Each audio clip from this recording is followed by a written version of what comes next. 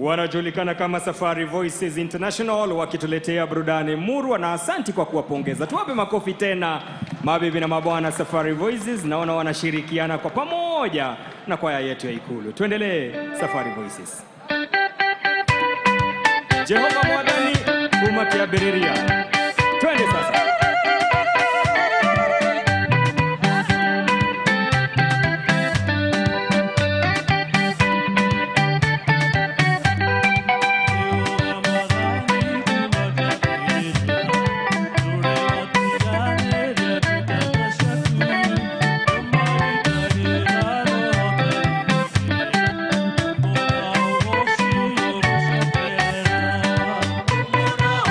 Shiro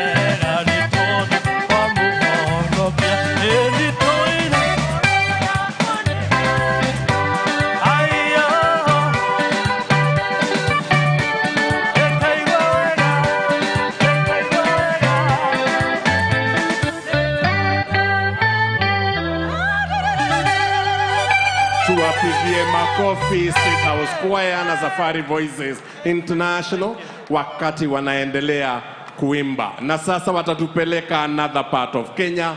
Kwanza tujivunie nchi yetu ya Kenya, alafu twende kwa other regions of the country. Na police band pamoja.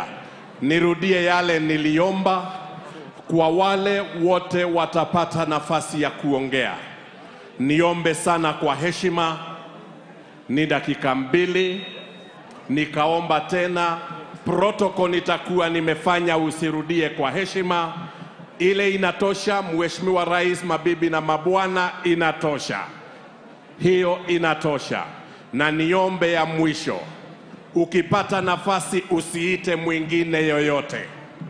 Kwa heshima, mniruhusu niongoze ratiba ya leo. Kwaya, tuendelee. Asante sana Bwana Peter Wanjohi. Tutaongozwa na bendi yetu wakishirikiana na kwaya zetu. Wimbo wa kwanza Enda Nasi, wimbo wa pili Naipenda Kenya, wimbo wa tatu The Luo Medley, wimbo wa 4 The Kikuyu Medley, na wimbo wa 5 Tunajivunia. Mkiwa tayari, uwanja ni wenu.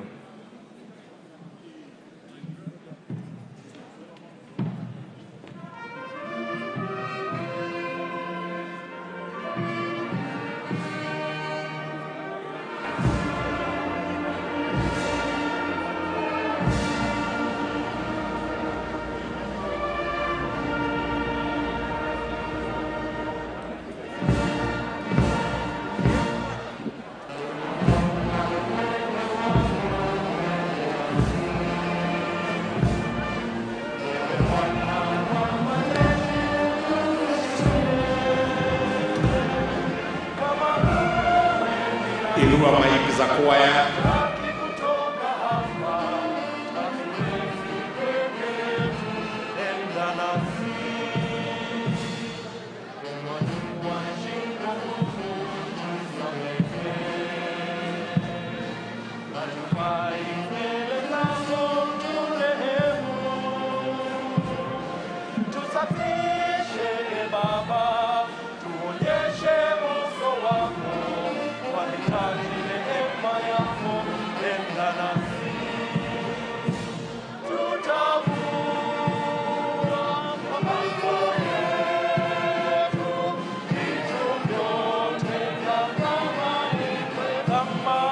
Kwetu mioyo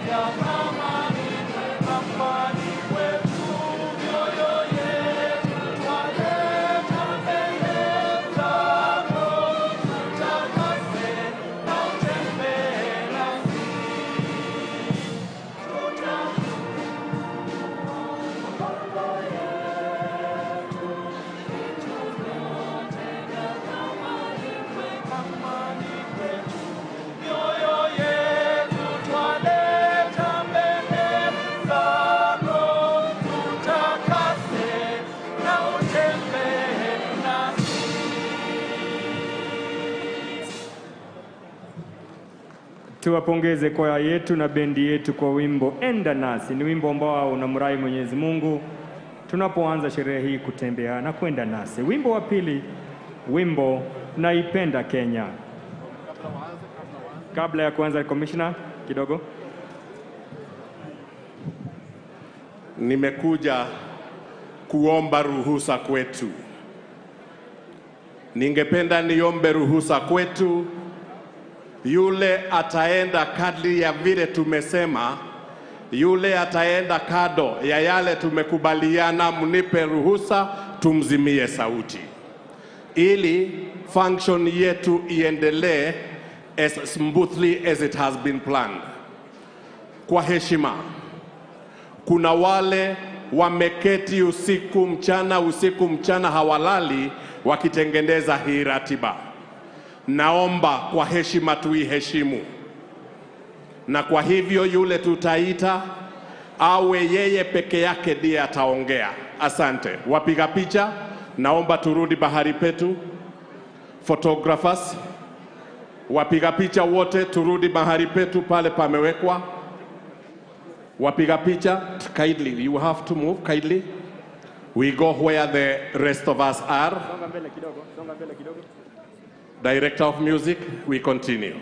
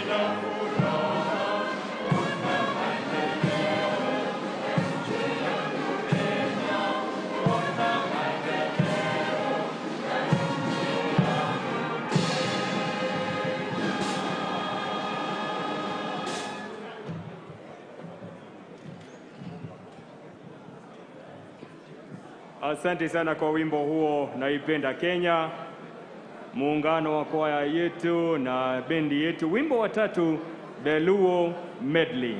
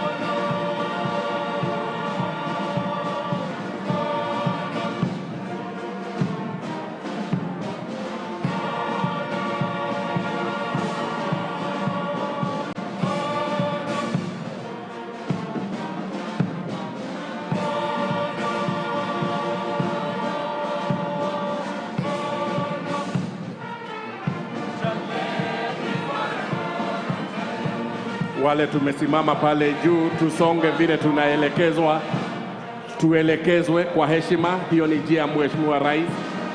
Tuondoke hapo juu kwa heshima.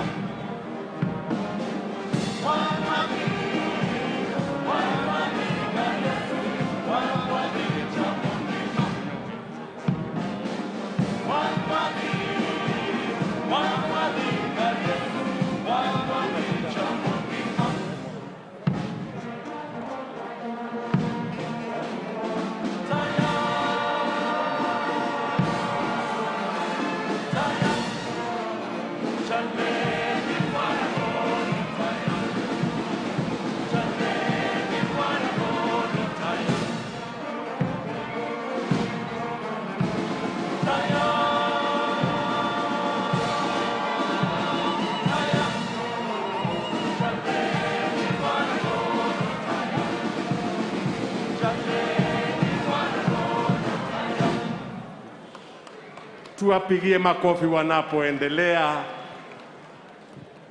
Asante sana Director of Music, asante sana State House Choir na Safari Voices International.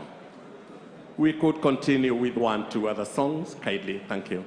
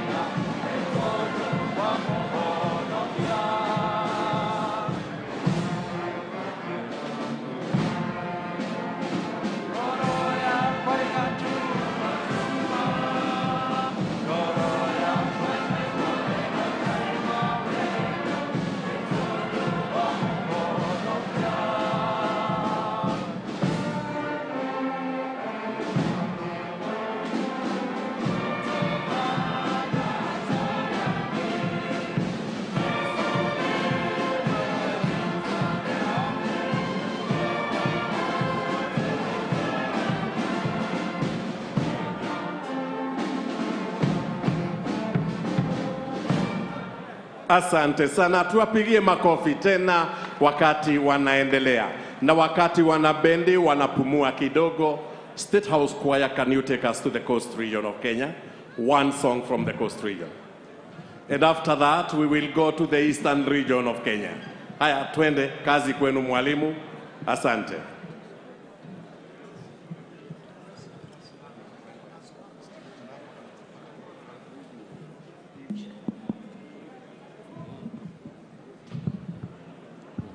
Mwalimu kwa haraka kidogo.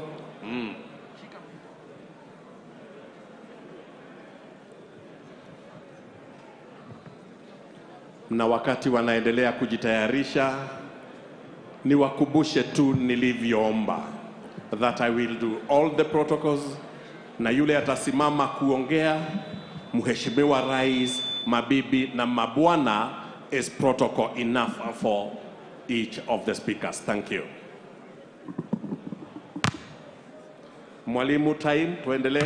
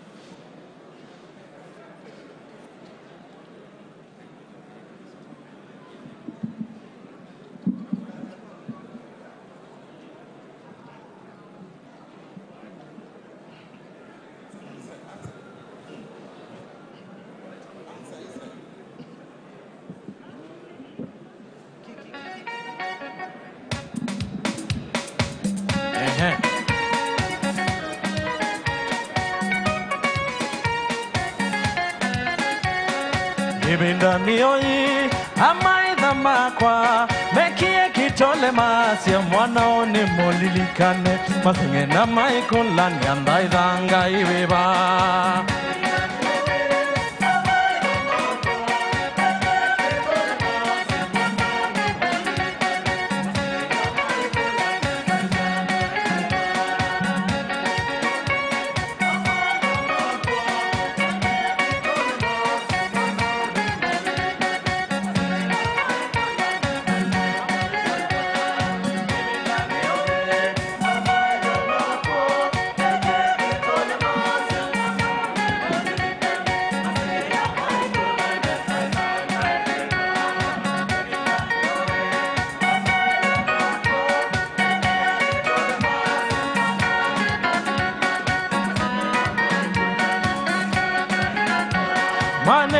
Masia, nyumba ito ni adela ini mubango wanga ikuito area wa museo maundu meotia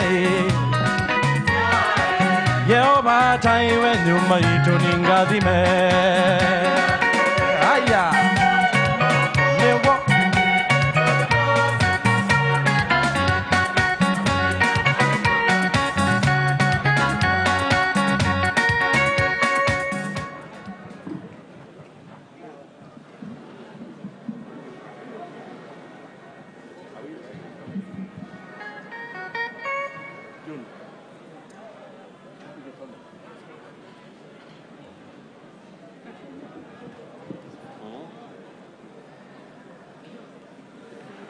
Na wakati ukifika wa wimbo wa taifa, nitaomba sote kwa pamoja na kwa sauti tuimbe kifungu cha kwanza cha wimbo wa taifa wa Jamhuri ya Kenya na wimbo wa Jumuiya ya Afrika Mashariki kwa lugha ya Kiswahili.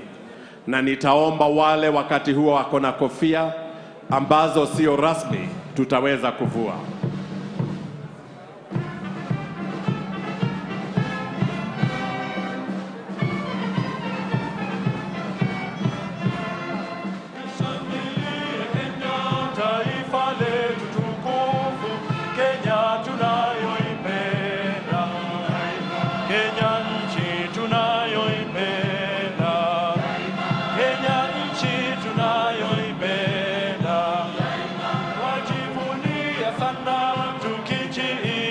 Kenya nchi yenye baraka Kenya nchi yenye baraka Kenya nchi yenye baraka Kenya makao yetu ni nchi ya usalama kamwe hatutaiacha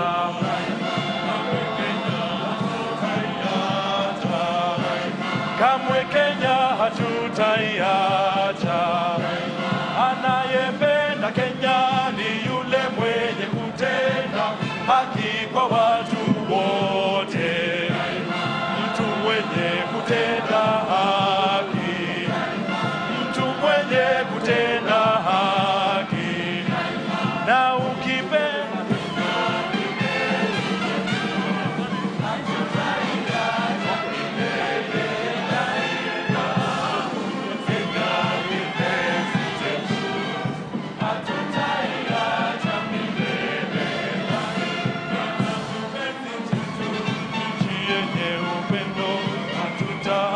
Kenya daima na milele Kenya kweli hatutaiacha milele daima oh Kenya Kenya kipenzi chetu hatutaiacha milele daima wananchi wa Kenya natumikia Kenya daima na milele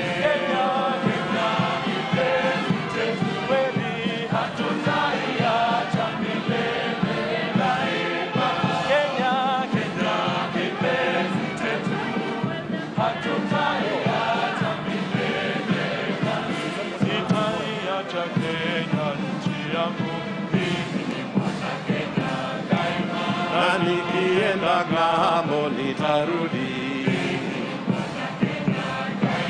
nitadanganywa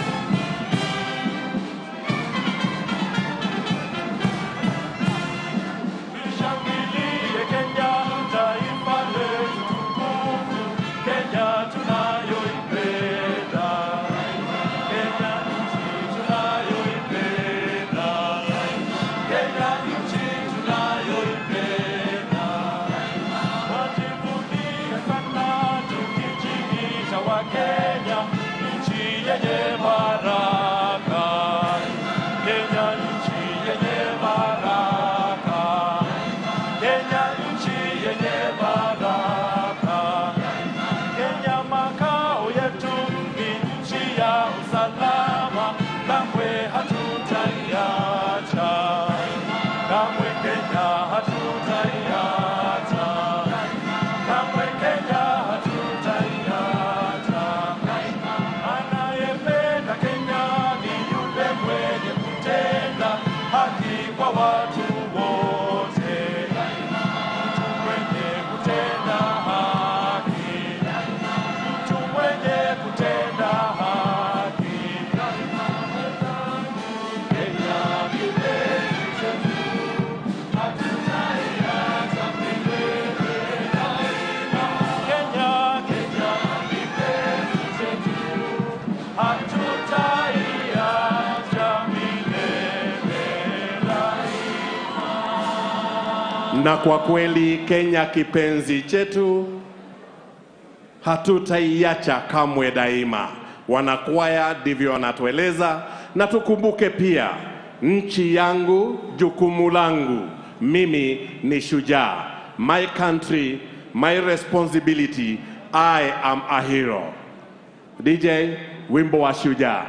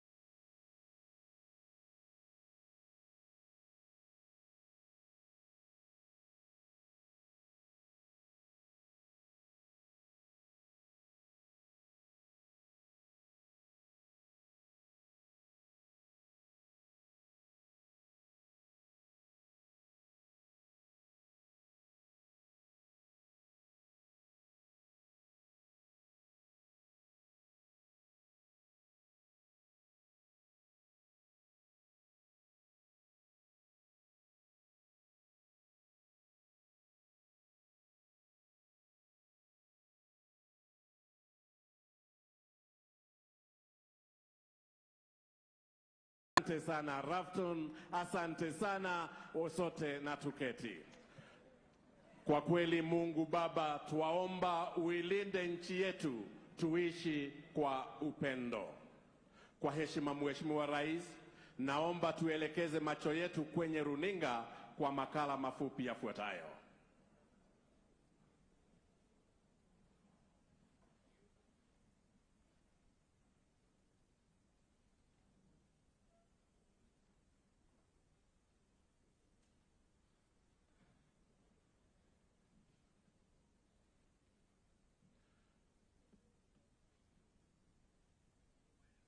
Amjui. Na mmesikia raundi tunafaidika BBI sana. Wewe na hiyo udaku yako umesikia wapi? Hata usiongee ripoti kwa BBI.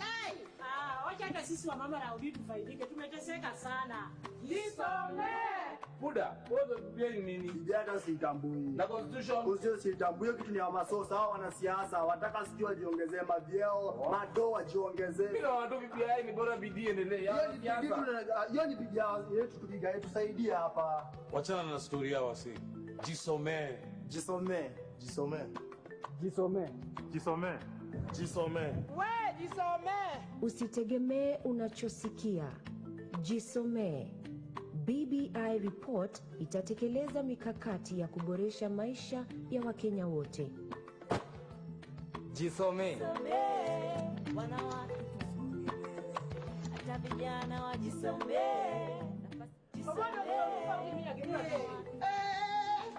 Amjui. Na mmesikia raundi tunafaidika BBI sana. Wewe na hiyo udaku yako umesikia wapi? Hata usiongee ripoti kwa BBI. Wacha hata sisi wa mama raundi tufaidike. Tumeteseka sana. Jisome. Buda, wewe BBI nini? BBI hata sitambui. Na constitution? Constitution sitambui, kitu ni ya masosa. Hao wanasiasa wataka sijui wajiongezee mavyeo, mado wajiongezee. Mimi na watu BBI ni bora bidii endelee. Hiyo ni BBI yetu tupiga yetu tusaidie hapa. Wachana na story yao wasi. Jisome. Jisome. Jisome. Jisome. Jisome. Jisome. We jisome. Usitegemee unachosikia. Your Excellency, it's been more than 2 years since you and the Right Honorable Prime Minister unveiled the Building Bridges Initiative. And today, just like last week, that baby appeared. In addition, constitutional commissions appeared. Trade unions appeared, whether COTU, NAD, the health sector. We also had civil society groups appear. We had experts appearing. We had stakeholders inviting us and asking us to send experts all over the country to go and listen to their views, which we did in town hall meetings through our experts. We also, again during this stage, Your Excellency, as is reflected in our report, received memorandums via email and physically. Your Excellency, great nations usually look in the mirror when they are at war with themselves.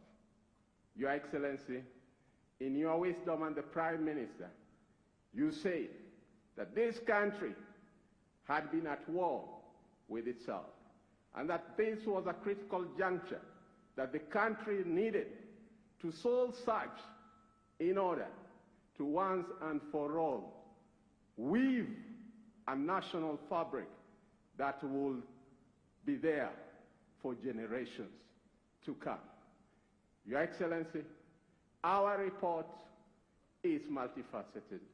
We have a constitutional section, we have a statutory legislative section, we have a policy guide section, and we have an administrative section.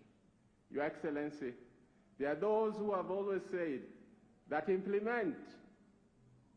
We have done that by providing those administrative actions that need to be taken. As I finalize, Your Excellency, our report has both the hardware and the software. Part of our challenge is also our attitudes and behavior as a people. If, as the Archbishop of the Anglican Church said, we can build on our national ethos as a country and seek this opportunity as an avenue for a national conversation where we are talking with each other, but not at each other, Kenya shall be the better. God bless Kenya. Thank you. Asante sana Profesa. Kwa heshima Mheshimiwa Rais, naomba unikubalie nimwalike wakili Tom Macharia na mtaalamu wa masuala ya uongozi Bwana Pandi Onyango watueleze kwa kifupi yale yaliyomo kwenye hii report. Wakili. Your Excellency the President, Your Excellency the Deputy President, Your Excellency the Prime Minister, ladies and gentlemen. The steering committee heard from Kenyans that no nation can prosper or thrive without a binding set of values which they called national ethos. And therefore they recommend to you, Kenyans, a philosophy which they called Utu, which is an emphasis on our common humanity in nation building rather than the common enemy identity politics that have sometimes divided us over the last 5 years.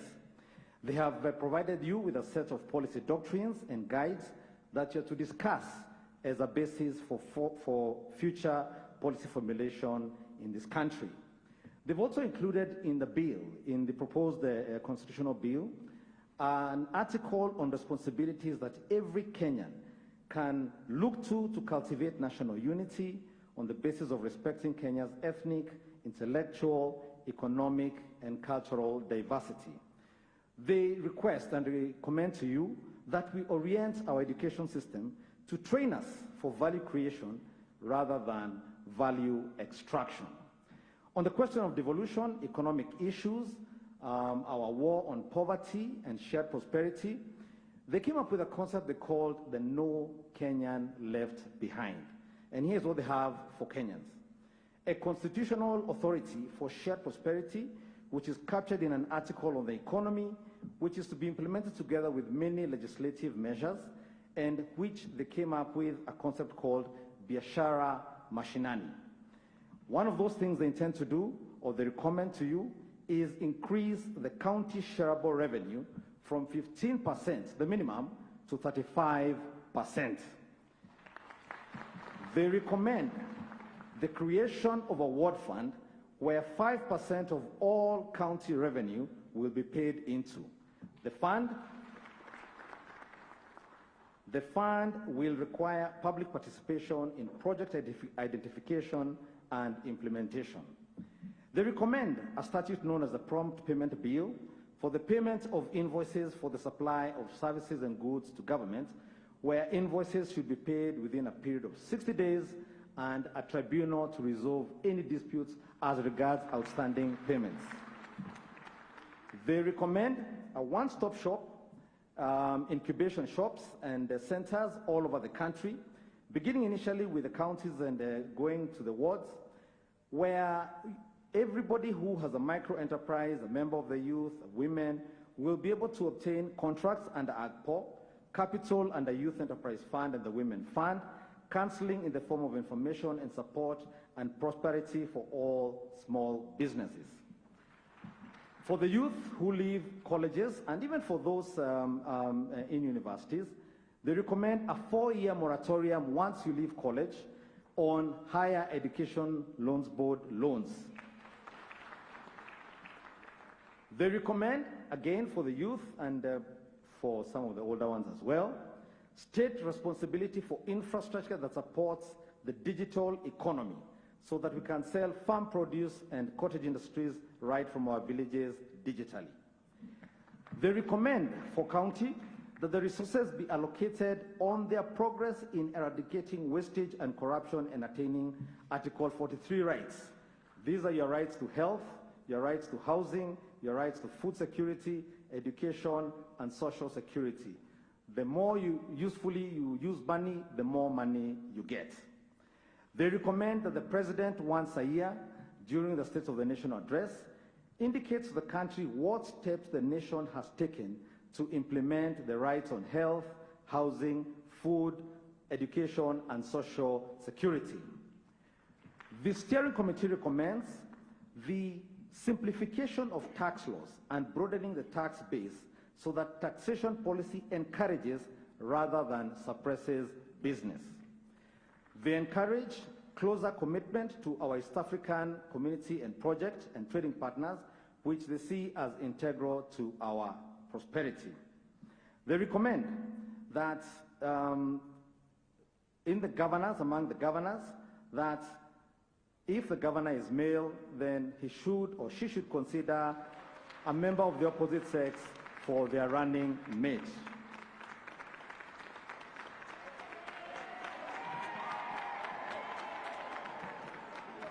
They also recommend that deputy governors be given a specific portfolio so that they have a desk and work to do. In the interest of time, I move to the question of the war on corruption. They recommend that Parliament passes the laws that are effective for the expeditious hearing, disposal of trial of cases involving corruption. They recommend enhanced penalty for economic crimes and corruption offenses and introduce a duty to report any knowledge or suspicion of instances or acts of corruption. They recommend an offense to be introduced on the concealment of corruption. They recommend, as regards fraudulent land acquired, that the Supreme Court should clarify the law with certainty so that Kenyans can enjoy the security of their land rights.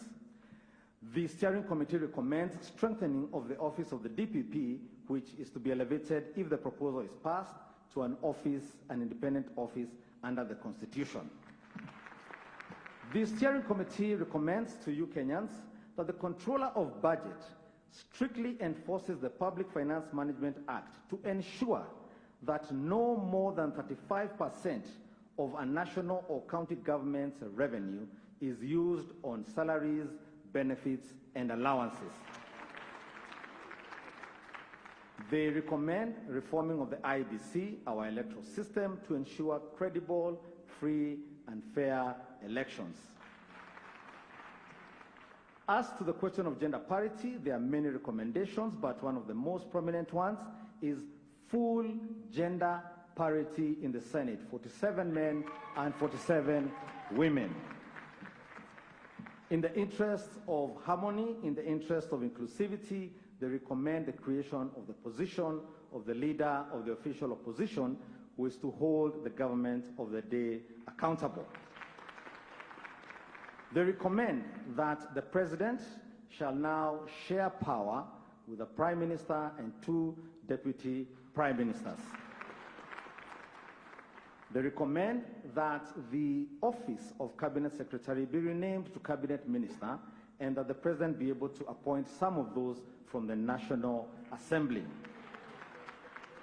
They recommend some changes to the judiciary, including the introduction of the office of the Judiciary Ombudsman, who shall sit on the Judicial Service Commission so that Kenyans have somewhere to take their complaints if they have any.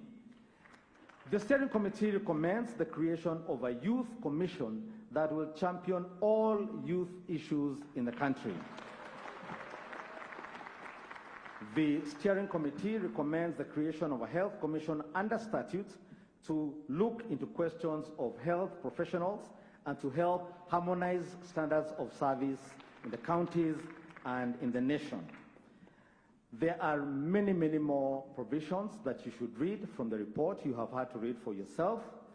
And the steering committee humbly submits their report and submits, in accordance with its mandate, that you can see reflected back at you your stories, your desires, your frustrations, which they have attempted to turn into instruments of change.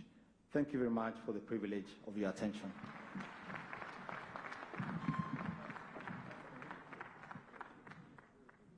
Asante sana wakili, na sasa nitamwalika mtaalamu wa masuala ya uongozi Bwana Padi Onyango aendelee kutufafanulia yale yaliyomo kwenye ripoti ya BBI. Padi Onyango.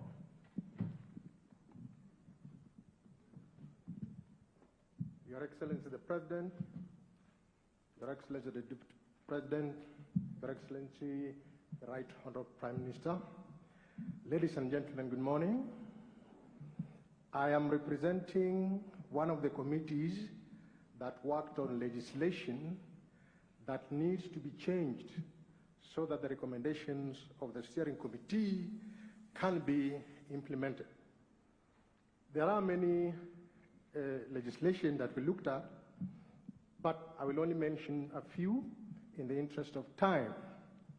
But firstly, I'll give preference to special legislation that needs to be given, that we have recommended should be given priority as we move on.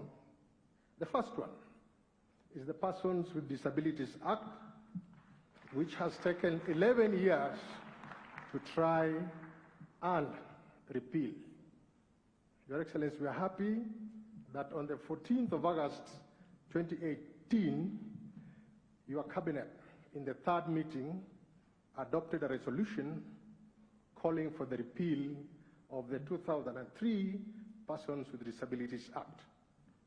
Secondly, under the special category, we have the Kenya Sign Language Bill, which takes care of the deaf, that should be also fast-tracked. Under the special category, and finally, Your Excellency, on 26th of March 2015, in your State of the Nation address, you offered apologies to Kenyans for the historical injustices suffered, and you directed the Treasury to establish a fund called Restorative Justice Fund.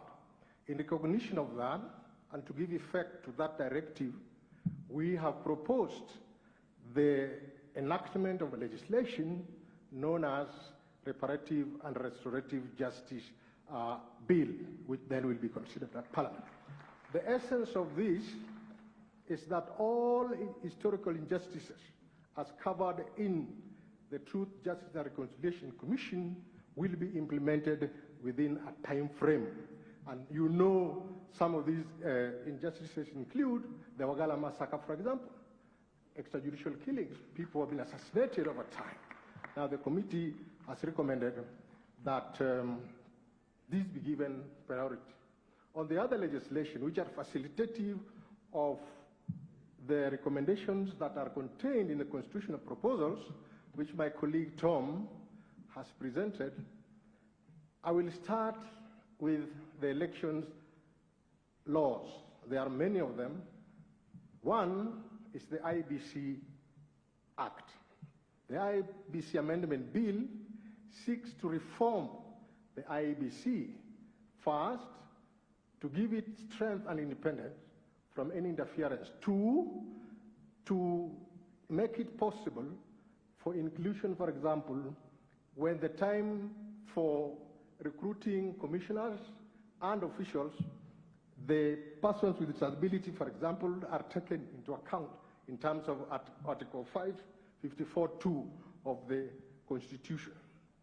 In reforming the Constitution, we are all aware that there is a vacancy at the moment. We only have 3 commissioners. We should have 7, and that was the recommendation of the committee has given. In this regard, a process has been recommended where the existing commissioners will be vetted afresh, as is the case with other vettings that we have had in the past, and then those suitable will continue in office. We are saying that there will be a panel to do that vetting and appointment. So the recommendation is that the 4 vacancies that are there should be filled in the next 6 months. That is the recommendation that has been given. On the Political Parties Act, the political parties have been obligated, when they're doing party primaries, to take care of the interests of marginalized youth, women, persons with disability. And in case of persons with disabilities, there is a recommendation that persons with disability who are members of political parties form an electoral college within the party so that they elect one of their own rather than being given someone to represent them. And then we have made a recommendation under the Political Parties Act whether we have proposed that all disputes arising out of a nomination during the political campaign or primaries should be resolved by the party, within the party. And therefore, anybody going to the political party's district tribunal must show that they have exhausted internal party mechanism before they can be allowed to move the tribunal. And that applies also to petitions.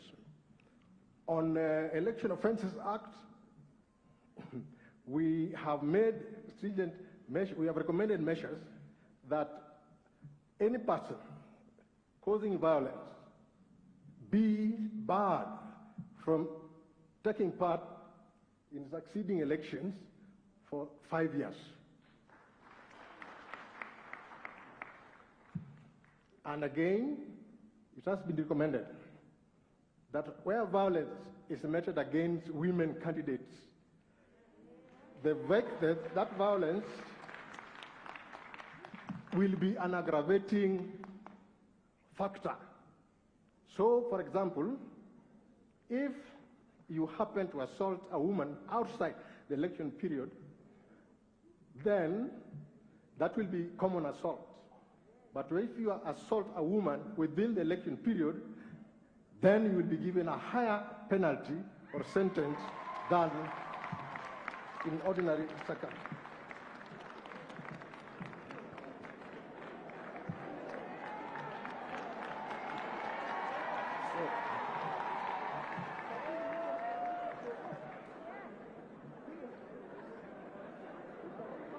Yes, on election campaign financing,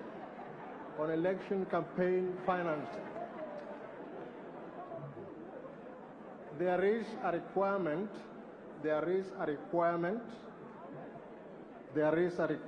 it is recommended that candidates campaigning or seeking state office should declare the sources of their funds.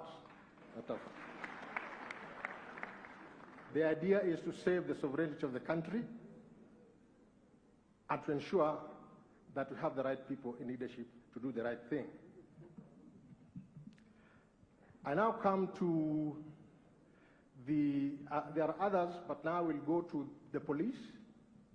We are recommending that IPOA be elevated to the status of a commission, a Chapter 15 commission, for purposes of oversight and ensuring that there is discipline in the police force, so that issues of extrajudicial killings associated with the police should be a thing of the past. I have just seen Baby Pendo is here, the parents of Baby Pendo is here. That is something which should be a thing of the past in our existence. I don't want to go further. There are others my colleagues have mentioned, and I would like to leave it there for now. Read the legislation, read the administrative function. Yeah. Asante sana Padi Onyango na asante sana wakili. Na baada ya kuwasikiliza wataalam, naomba sasa utukubalie Mheshimiwa Rais tuwape nafasi wananchi wachache na viongozi wachache waweze kutoa maoni yao. And I wish to most humbly and with utmost humility request all the speakers to observe time strictly as we agreed, and to also respect the program as set, so that when we invite you, it's only you and you won't invite somebody else to speak. Most kindly. Na kwa sasa Mheshimiwa Rais, naomba uniruhusu nimwite Mama Pendo, Baba Pendo na Joseph Maina Kawe wazungumze kwa kifupi. Mama Pendo, karibu.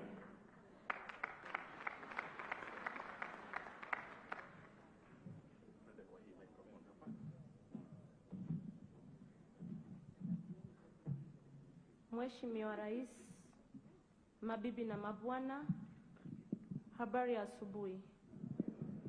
Kwa majina naitwa Lensa Chieng, mimi ndio mamake Pendo, na kama familia ya Pendo, si tumekuja kuhubiri amani ili tusonge mbele.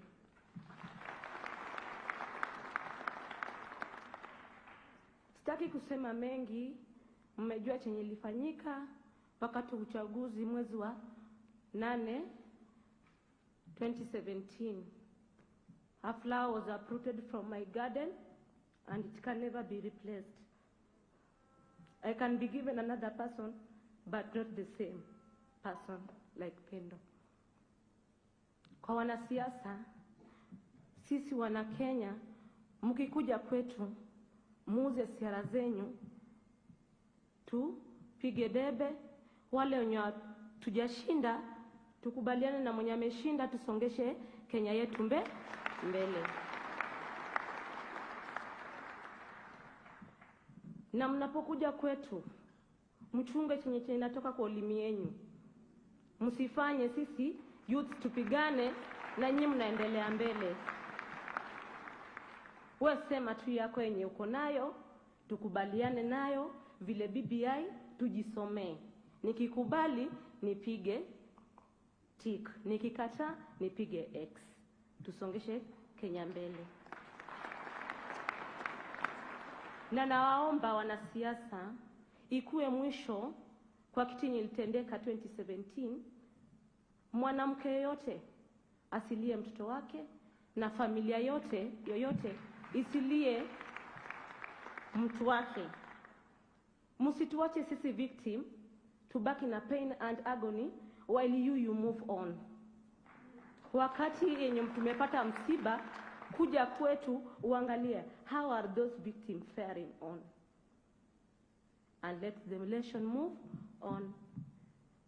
President Uhuru Kenyatta, I've never seen you face to face, but I know you're a cheerful person, and I was happy when Honorable Raila came and shake hands so that we can move the country forward. Ndio maana nasemanga mwanamke anakuanga gangari. Mwanamke unzampiga, mwanaume anzapiga mwanamke, afure uso. Akiamka asubuhi jirani amuulize nini nilikufanya, atasema liteleza, na atacheka ili asitoe hiyo uchi wake. Ikuwe hivyo, tusitoe uchi wetu, tukue kama mwanamke gangari. Asante. Asante sana Mama Pendo, asante sana. Niombe sasa umshike mtoto Baba Pendo naye aweze kuja kusema kwa kifupi. Baba Pendo, karibu.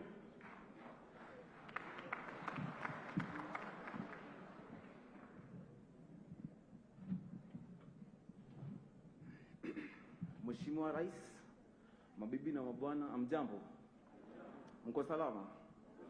Mimi kwa majina naitwa Joseph Abanja, mimi ndio babake Pendo. So imekuwa hivyo, ikafanyika, but lazima nchi endelee mbele.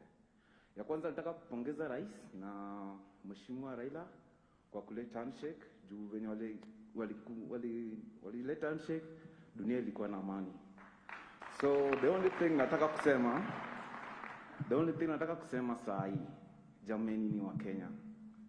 Wakenya tuko watu wazuri.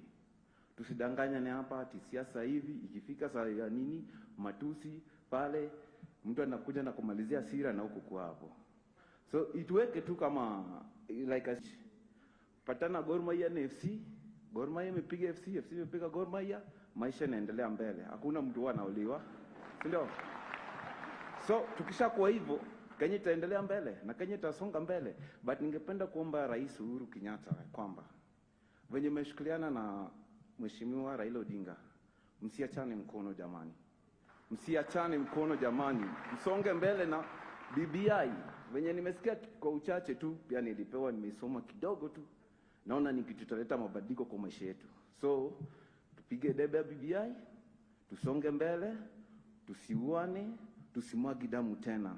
Wacha damu ya mwanangu ndikuwe ya mwisho kuwatika election kumwagika tena. Wacha damu ya mwanangu ndikuwe ya mwisho.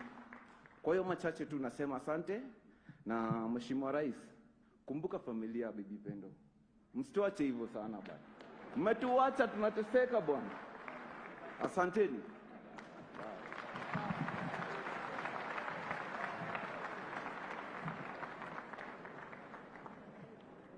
Mheshimiwa Rais, mabibi na mabwana, Majina yangu naitwa Joseph Maina Kawe kutoka kaunti ya Nakuru katika sub-county ya Molo.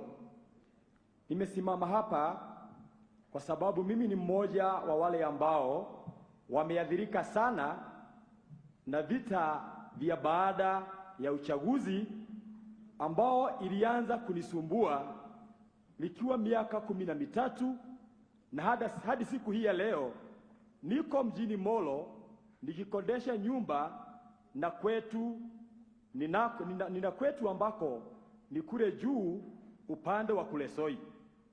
Na haya mambo yote kutoka mwaka wa 1992 kulitokea vita, na wakati huo mwajua ya kwamba mtoto wa miaka 13 hawezi akapiga kura, hana kitambulisho.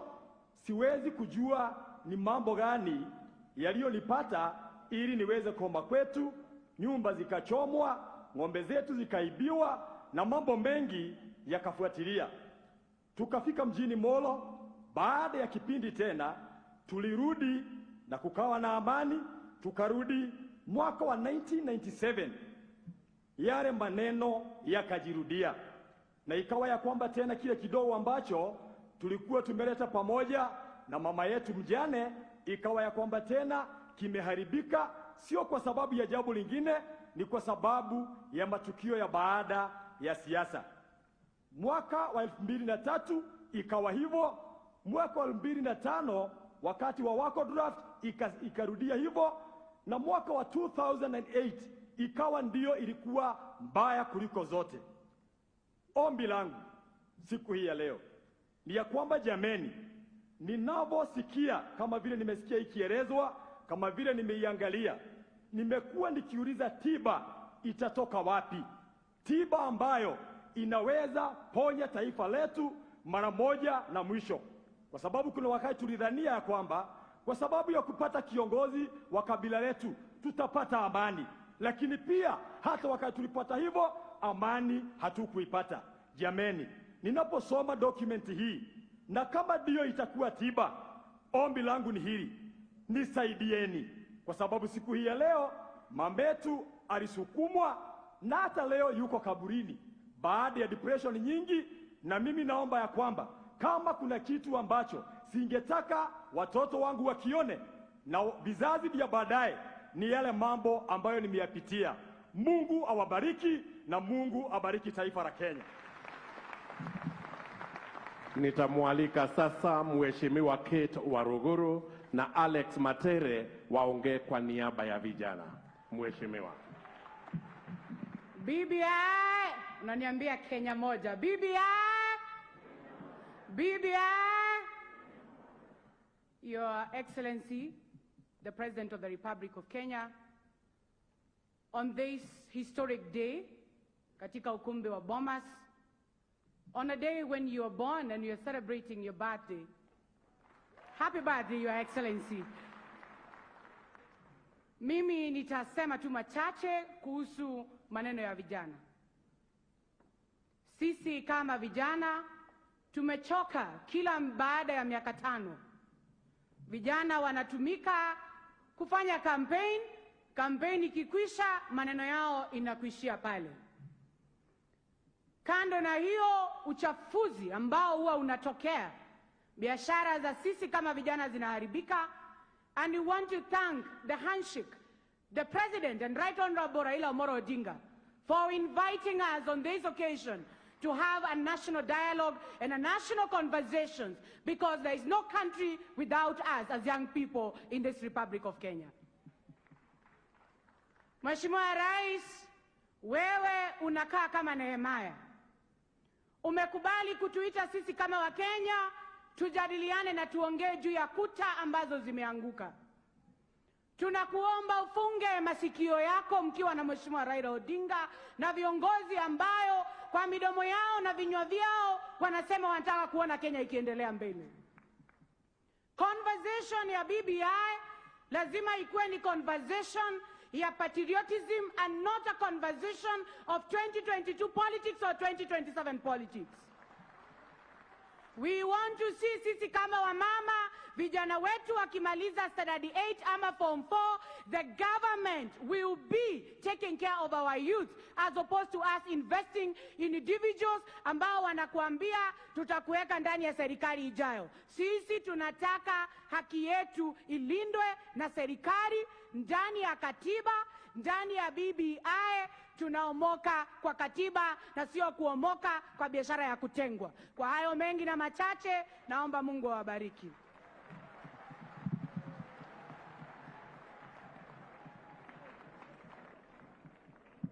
Your Excellency the President, Your Excellency the Deputy President, the Right Honorable Prime Minister, it is with profound humility that I stand before you today representing the more than 39 million young people of our country. Your Excellency, it is the former President of the United States, J.F. Kennedy, who said that the future prospects of a nation can be directly measured by the kind of investment that its leadership bestow on the young people. And as I stand here today, I know when the introduction was being done that the head of Secretariat of the BBI task force together with the Secretariat are actually young people. That it was actually very inconceivable that a young person from the western region, Trans Nzoia County for instance, can have the opportunity of standing and addressing such a gathering in Kenya today.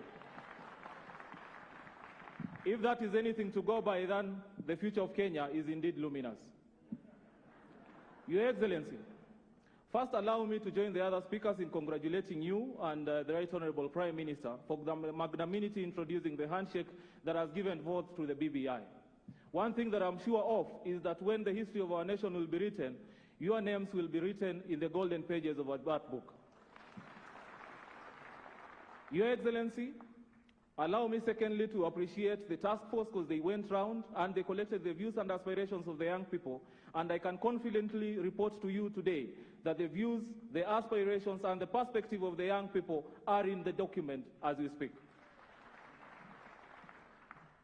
In the annexure of that document, the task force recognizes the youth as a special segment upon which the foundation of a peaceful, cohesive, and prosperous nation will be built on. Secondly, Your Excellency, the youth of our country have been feeling that they have been left out. And we have a common cliche that if you're not on the table, then you're on the menu. And the youth of this country have been on the menu for far too long. At this particular moment, when we are launching the BBI report, I'm happy and elated as any other youth from this country that the report gives us a table on the seat by introducing a youth commission that will ensure our issues are mainstreamed and that we have serious engagement with government and other non-state actors. Secondly, we have a problem and a very great challenge in terms of unemployment and unemployment of the young people. The report faces it in three phases. That one, we have TVETs that are able to train our people with skills and so that they can be able to develop our country. And secondly, we have the Biashara Mashinani that is also part and parcel of the document. And thirdly, we have business incubation centers that are going to the ward level. With all this together, merged together, you can be rest assured that the young people at Mashinani are going to change their prospects and also the prospects of this country. In the language of Mashinani, I can tell you, Your Excellency, vijana wanasema ya kwamba mbogi za mtaa zinaenda kuomoka na BBI. Lastly, Your Excellency, as we celebrate the gains that are going to come with BBI, we should also be wary of the political class. And as the youth of this country, we've experienced the politicians who have mastered the art of conning, conniving, confusing, and taking advantage of our youth and cutting corners with their future. We are here today to give them notice. We've seen some of them who are parading inventions that happened during the 16th century of a one-wheel machine. And we are telling them this morning that the 16th century inventions cannot be used to solve the challenges of the 21st century. Because reggae is back, Your Excellency, because reggae is back, allow me to quote Bob Marley, and he sang and said that you can lie to some people sometimes, you can lie to some people all the time, but you cannot lie to all the people all the time. In conclusion, Your Excellency, Martin Luther King said that all of us, and I paraphrase, that all of us must endeavor to fly. But if we cannot fly, then we run. And if we cannot run, then we walk. And if we cannot walk, then we crawl. The message of the young people today is that they will going to fly with you, that they are going to run with you, that they are going to walk with you. And if circumstances force us, then we are going to crawl with you to ensure that your legacy is secured and delivered, and also that the prospects of the BBI are united. Thank you very much. Asante sana, asante sana. Mheshimiwa Mishiboko, Rene Mayaka na Governor Charity Ngilu wataongea kwa niaba ya kina mama. Mheshimiwa.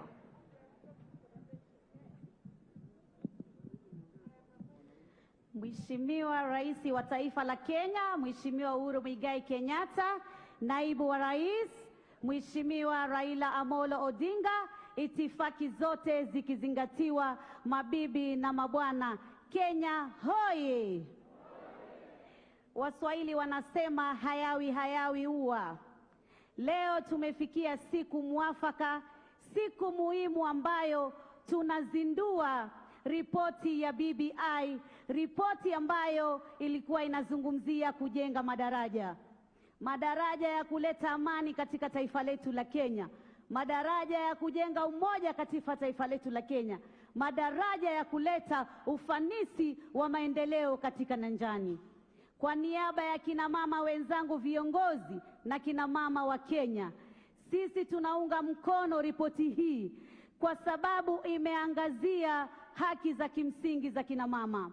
Tukiangalia Mheshimiwa Rais, BBI imezungumzia ya kwamba katika nafasi ya ugavana, gavana akiwa mwanamke, naibu wake atakuwa mwanamume. Hivyo basi, jambo hili litaweza kutupatia ngazi sisi kama kina mama wa taifa la Kenya tuweze kupata hatua ya kuingia katika uongozi wa ugavana katika kaunti zetu. Vile vile katika seneta, sasa hivi tulikuwa tu na maseneta wateuliwa 16 na wale watatu tu wachache waliochaguliwa. Lakini sasa tutapata sauti ya kina mama waliochaguliwa kikura, watakao kuwa na haki ya kupiga kura pale katika bunge la seneti na kuweza kufanya maamuzi ya kuhusu mambo ya county government zetu pale mashinani. Mheshimiwa Rais, tunajua hapo awali tulikuwa na wale kina mama 47 katika National Assembly.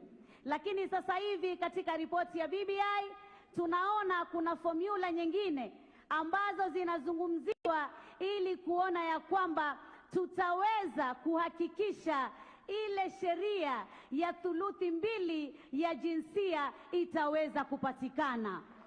Tunaomba sana wale wataalamu, wale tunawaita experts, waweze kuweka formula ambayo haitaleta tena utata ifikie ya kwamba eti bunge la taifa liweze kuvunjwa.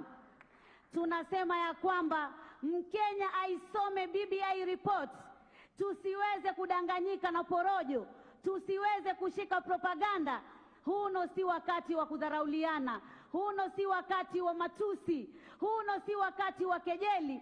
Huno ni wakati sisi wa Kenya tuje pamoja, tujizatiti, tuwe kidete, tuweze kufungua ukurasa mwingine wa taifa la Kenya lenye umoja, amani, ufanisi na maendeleo katika nyanja zetu. Jamani, mwenzako anaposema mimi naipinga katiba, muite karibu, mzungumzie, mpe ushauri, aielewe kinagaubwaga, ndiposa tuweze kufanya maamuzi. Na mimi kwa yale mengi yamezungumziwa ambayo tumeyapata, si elimu, si universal health, si mambo ya mashamba, si mambo ya kilimo. Jamani, tusikose mwana na maji ya moto, tushikane kidete kimoja kama Wakenya, tuhakikishe tuna ukurasa mwingine. Wakati wa siasa ukija, tuwe kama wenzetu majirani wa Tanzania, tunapiga kura na tunafanya uwiano na tunakuwa na mapenzi. Twakupenda sana Mheshimiwa Rais, Twakupenda sana Mheshimiwa Raila kwa sababu umetuenzi sisi kama kina mama. Endelea kutuenzi, uache urithi wako ama legacy yako iwe itazungumziwa na vizazi vijavyo kuhusiana na uongozi wa kina mama, vijana na walemavu. Asanteni.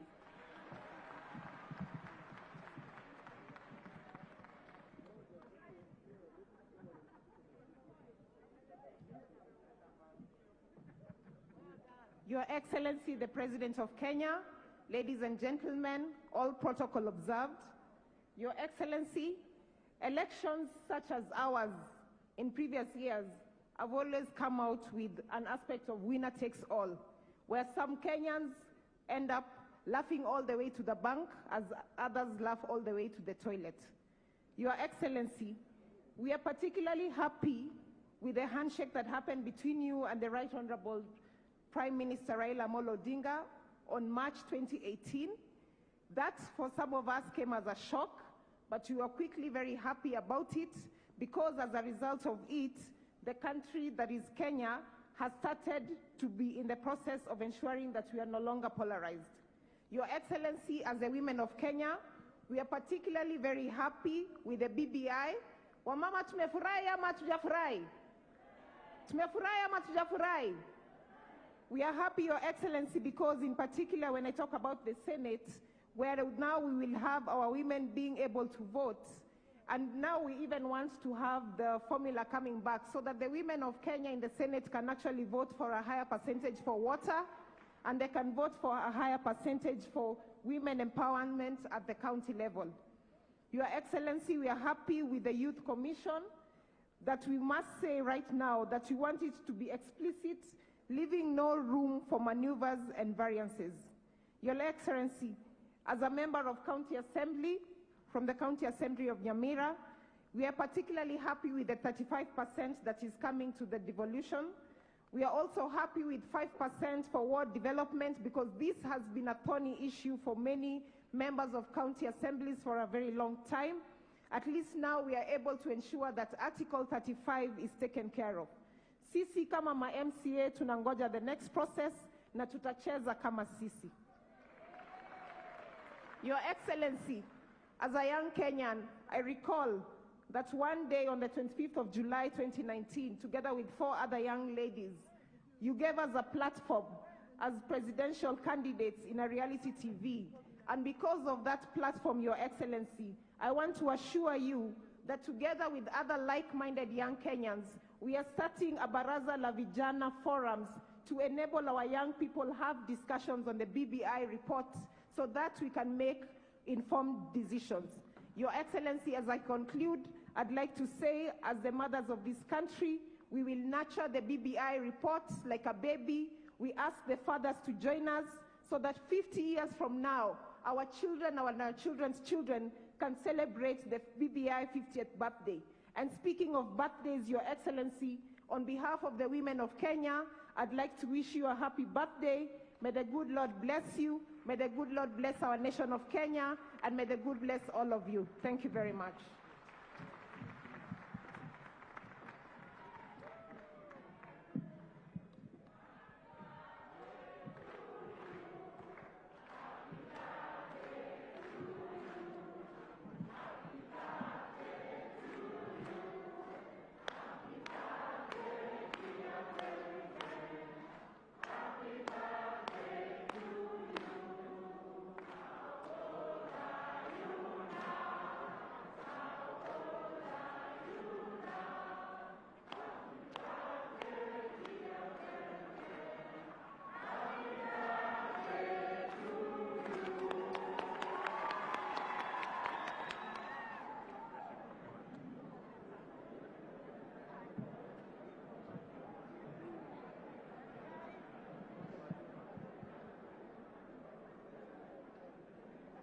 Your Excellency, Rais Uhuru Muigai Kenyatta, Your Excellency, Mheshimiwa former Prime Minister Raila Amolo Odinga, Mheshimiwa Deputy President, mabibi na mabwana, hamjambo. Thank you very much for giving me this opportunity. Let me just say I have been invited here to speak on behalf of women, but I also speak on behalf of Kenyans. And to say that today is a great day. 10 years ago, we met in this very same place and we promulgated a new constitution. We said then that we continue to make any amendments that are necessary. 10 years after, we have reflected, we have seen some of the things that needs to be changed, and we are here to change them. And we are going to change them so that we can get everybody included in the running affairs of this nation. We do not want anybody to be left behind. Therefore, Your Excellency and the former Prime Minister, thank you so much for coming together in a timely way, shook hands, agreed, and we put every Kenya to be part of this. I would like to say, Your Excellency, from where I'm sitting as the Governor of Kitui County, first and foremost, I really say thank you that in this constitution, we are going to have extra resources that will go mashinani. And that is what a lot of people have been advocating. We have been getting 15%. Now we are talking about 35%. Surely 35% will get Kenyans out of ufukara, will get Kenyans out of maskini, and these are the things that we have all been fighting for since independence 57 years ago. Today is the time for we leaders to appreciate, with the more resources on the ground, using those resources well, for sure Kenya will start growing. And for the leadership to understand that if we use the resources well, we can now actually implement our Big Four agenda, ensuring that every Kenyan has food, ensuring that we can get universal health care, ensuring that we can manufacture, and the leadership to sell our goods, both in the country and outside the country. Small handouts, small handouts coming from leaders has no place in this country. Let us get every Kenyan working for what they believe we believe in. Your Excellency, having said that, first and foremost, I also want to insist that these resources must make sure that Kenyans get better health care, that women can get water into their kitchens, that we can have food on the table. For me, that is the basic needs that we have fought for many years. Your Excellency, National Assembly issue of 2/3 gender rule has not been addressed in this proposed constitution. Remember, there is a serious threat of Chief Justice Maraga that we must have the 2/3 gender rule. And when they say that, it is not others, it is we women who are targeted. Your Excellency, the 7 depositions that will be given to the National Assembly, then put it there that they will all of them go to women. All of them, without exception. Your Excellency, you know, I wear 2 hats. I'm a party leader, and I'm also a woman, and I'm a governor, and the only one governor you didn't even call. So let me take 3 minutes. Your Excellency, finally, the executive is very silent.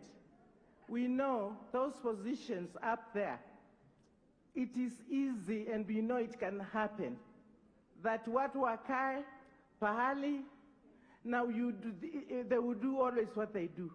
We want those 5 positions to ensure there is a 2/3 gender rule applied. Your Excellency, it is said, and it must be said all the time, where 2 or 3 are gathered to make policy decisions, there's got to be gender rule applied. I want to thank you. God bless Kenya. Tuingie mashinani, tuuze hii katiba. Hii katiba ni lazima ipite. Asante sana. God bless you. Asante sana. Governor atakayetoa maoni yake sasa ni Ashura Michael na atasaidiwa na mtafsiri Flora Atieno.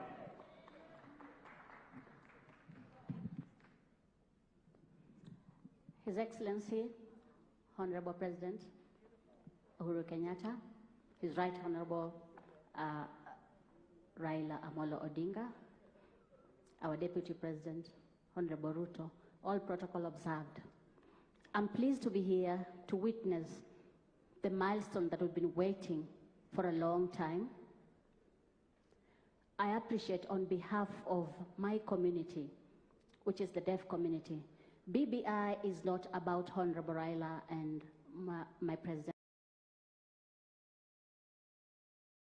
Uhuru.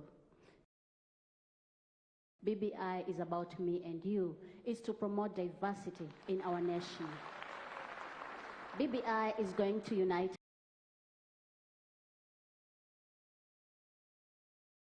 us. We have persons with disabilities, we have the women, we have youth. We've been all enacted into the BBI.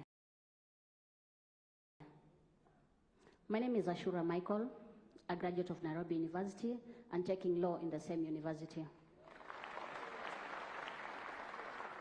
This BBI is to change our lives for the better, to change our life for all of us to live as we want. I appreciate you, and I would like to ask everyone to read this document.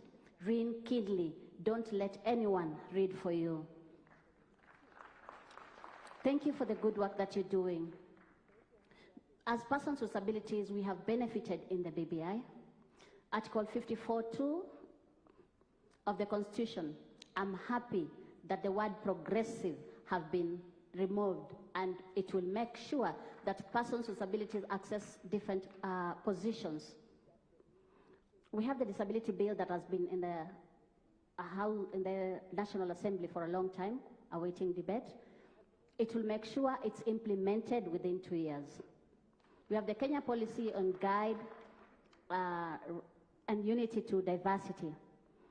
It's going to make sure that our positions are not lost in this document.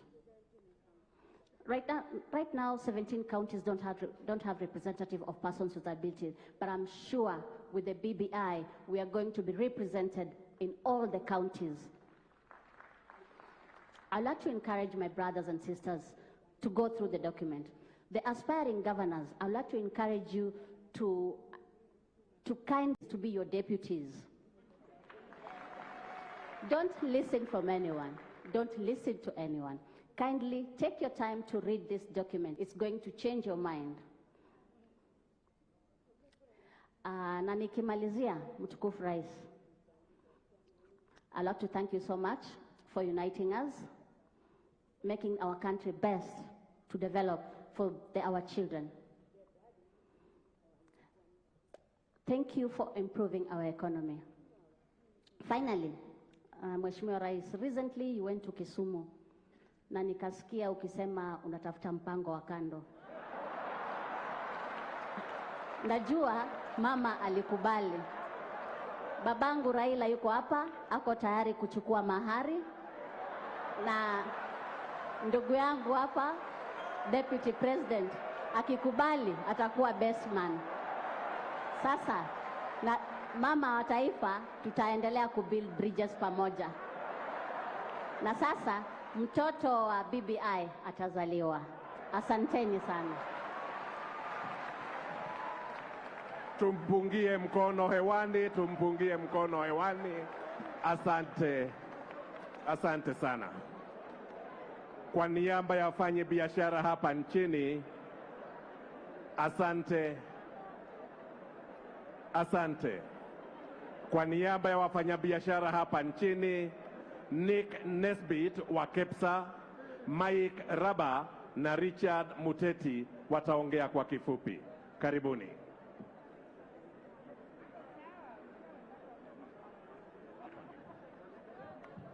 Nick, we strictly 3 minutes kindly so that we are able to move the program. Na wakati anakuja nitakubusha wale wote ambao wataongea, tulikubaliana kwa heshima dakika 3. Asante. Thank you. Your Excellency, good morning, happy birthday on behalf of the private sector and everybody. Right Honourable Raila Odinga, Deputy President, Honorable William Ruto, distinguished guests, all protocols observed. Good morning, everybody. My name is Nick Nesbitt, and I'm chairman of KEPSA, the Private Sector Alliance. But I'm standing here not really to talk perhaps only on behalf of private sector, but also to talk on behalf of the Multi-Sectoral Forum. This is an organization or a group of organizations from the religious, the civil society, the media, professionals, youth, women groups that all came together at the end of 2018 to talk about the ills of our country and the positives of our country. And we came together and presented a report to the BBI to address what we thought would help move the country forward. And we're very happy and pleased, Your Excellency, to read many of our recommendations and see that they have been included in the BBI report. And for that, to the BBI team, I say asanteni and thank you very much. So my comments are, I hope to be very brief here, but what I want to talk about is how do we create an inclusive economy? And I'm coming from the private sector, the economy side. How do we make sure it's fair and equitable, that youth, women, and even the elderly can participate?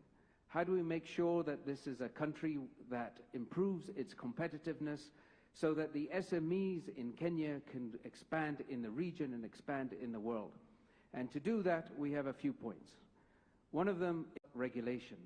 We talk about it as Nyumba Kumi, but we must all become our brother and sisters keepers. That means as professionals, that means as people in the wards at all levels, we must bring honesty and integrity to our work, and we must call out people who are not doing the same. We must ensure that in this inclusive economy, we can ensure that all the people who want to participate in programs, in projects, in companies, in tenders, can do that safely, and they can be certain to win. This issue of hii tender ni ya hawa must stop. We must ensure that young people and women can win fair and square. We must build an export-led economy.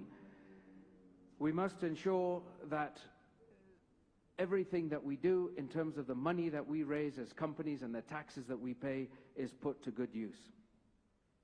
We must ensure the public is engaged in all sectors of the economy, and we reach out to everybody and ensure that we can move forward together.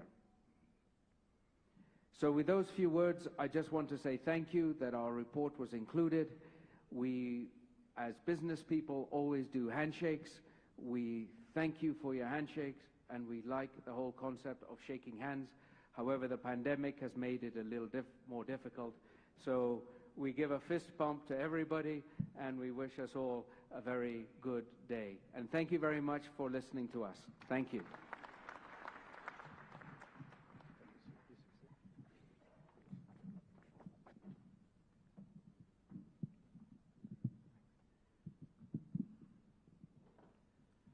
Your Excellency, the President, Your Excellency, Deputy President, Your Excellency, the Right Honorable Prime Minister, distinguished guests, ladies and gentlemen. Good afternoon. Good. My name is Michael Rabah.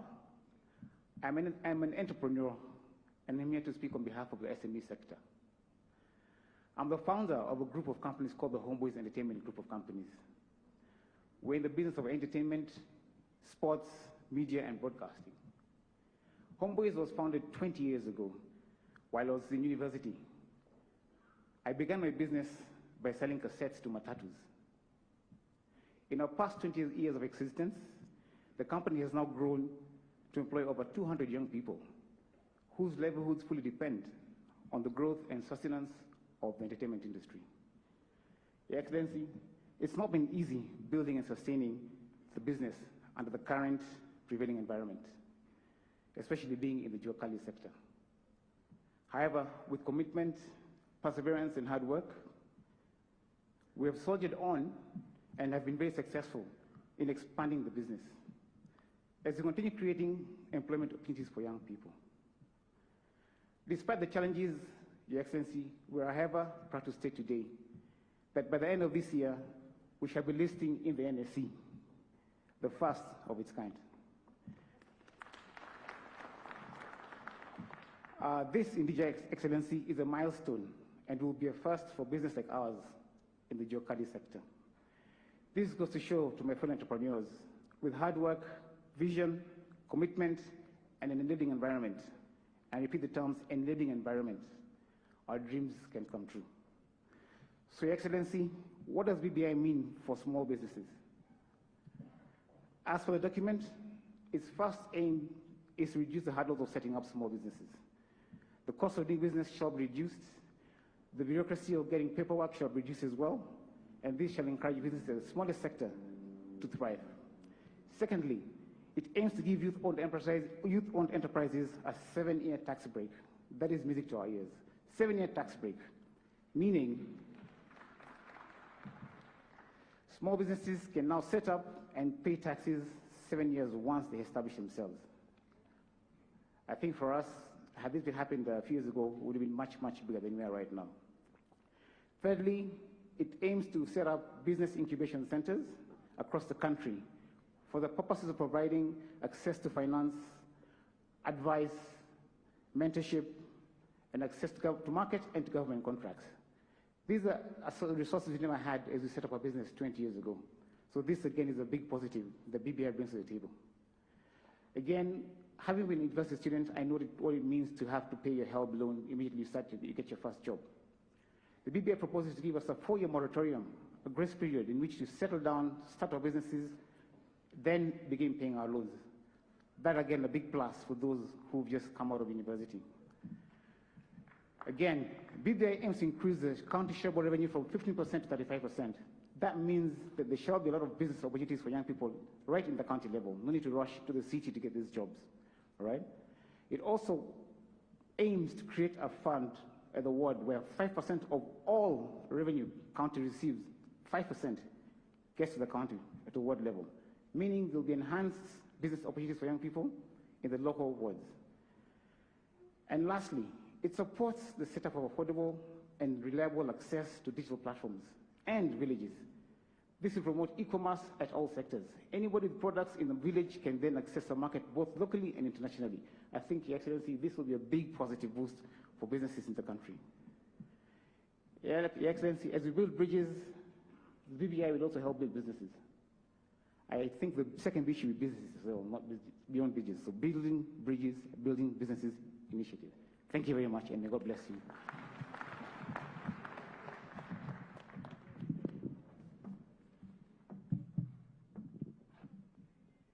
Your Excellency, the President of the Republic of Kenya, ladies and gentlemen, I'm Jambo. My name is Richard Muteti. I'm representing the National Federation of Geocali Associations and the National Coalition of Informal Sector Coalition on Business Continuity. Your Excellency, I'm happy today to inform you that among the crowds, among the hundreds of people here, is the National Chairman of Kenya National Hawkers Association, Makofi kwa Hawkers, and the National Chairman of the Kenya National Federation of Geocali Associations. Your Excellency, we also have the National Chairman of the Nduthi sector, United Border Associations. I have just a few points today. Your Excellency, the informal economic sector is the biggest single employer in this country. It employs more than 16.4 million people who put their food on the table.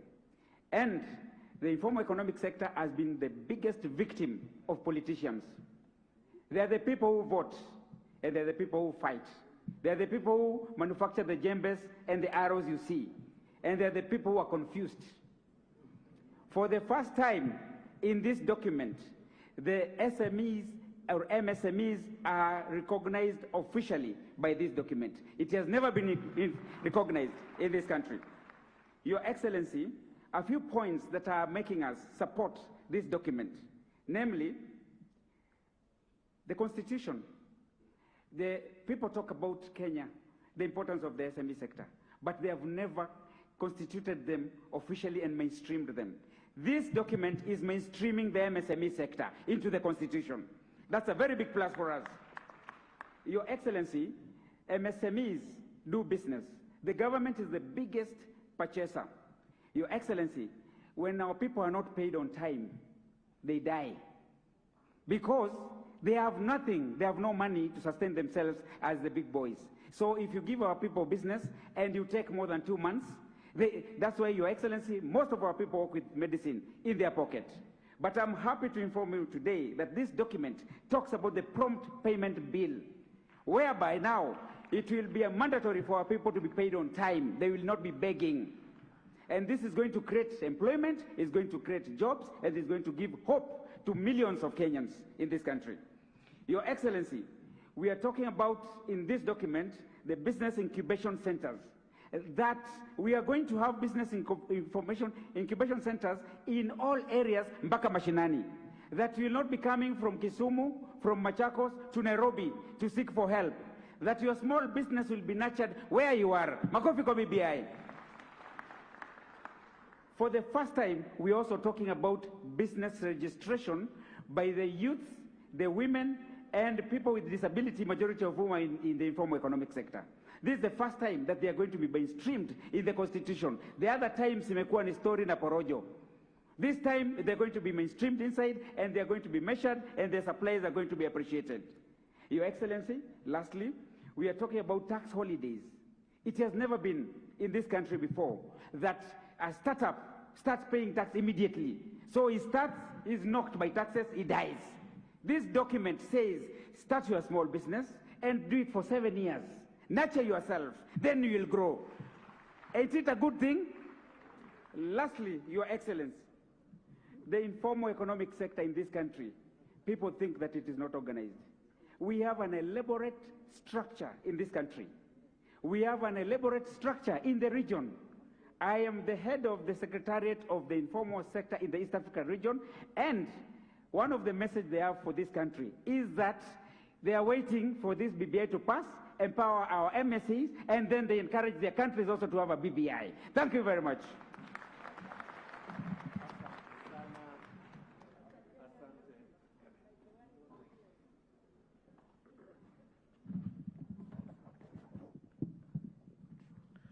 Naomba uniruhusu Mheshimiwa Rais niwaite sasa Askofu David Ogide na Ibrahim Ridhome waongee kwa niaba ya viongozi wa kidini.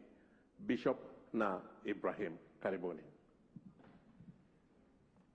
And I will still remind all of us who are speaking that we kindly stick to the 3 minutes, kindly. Thank you.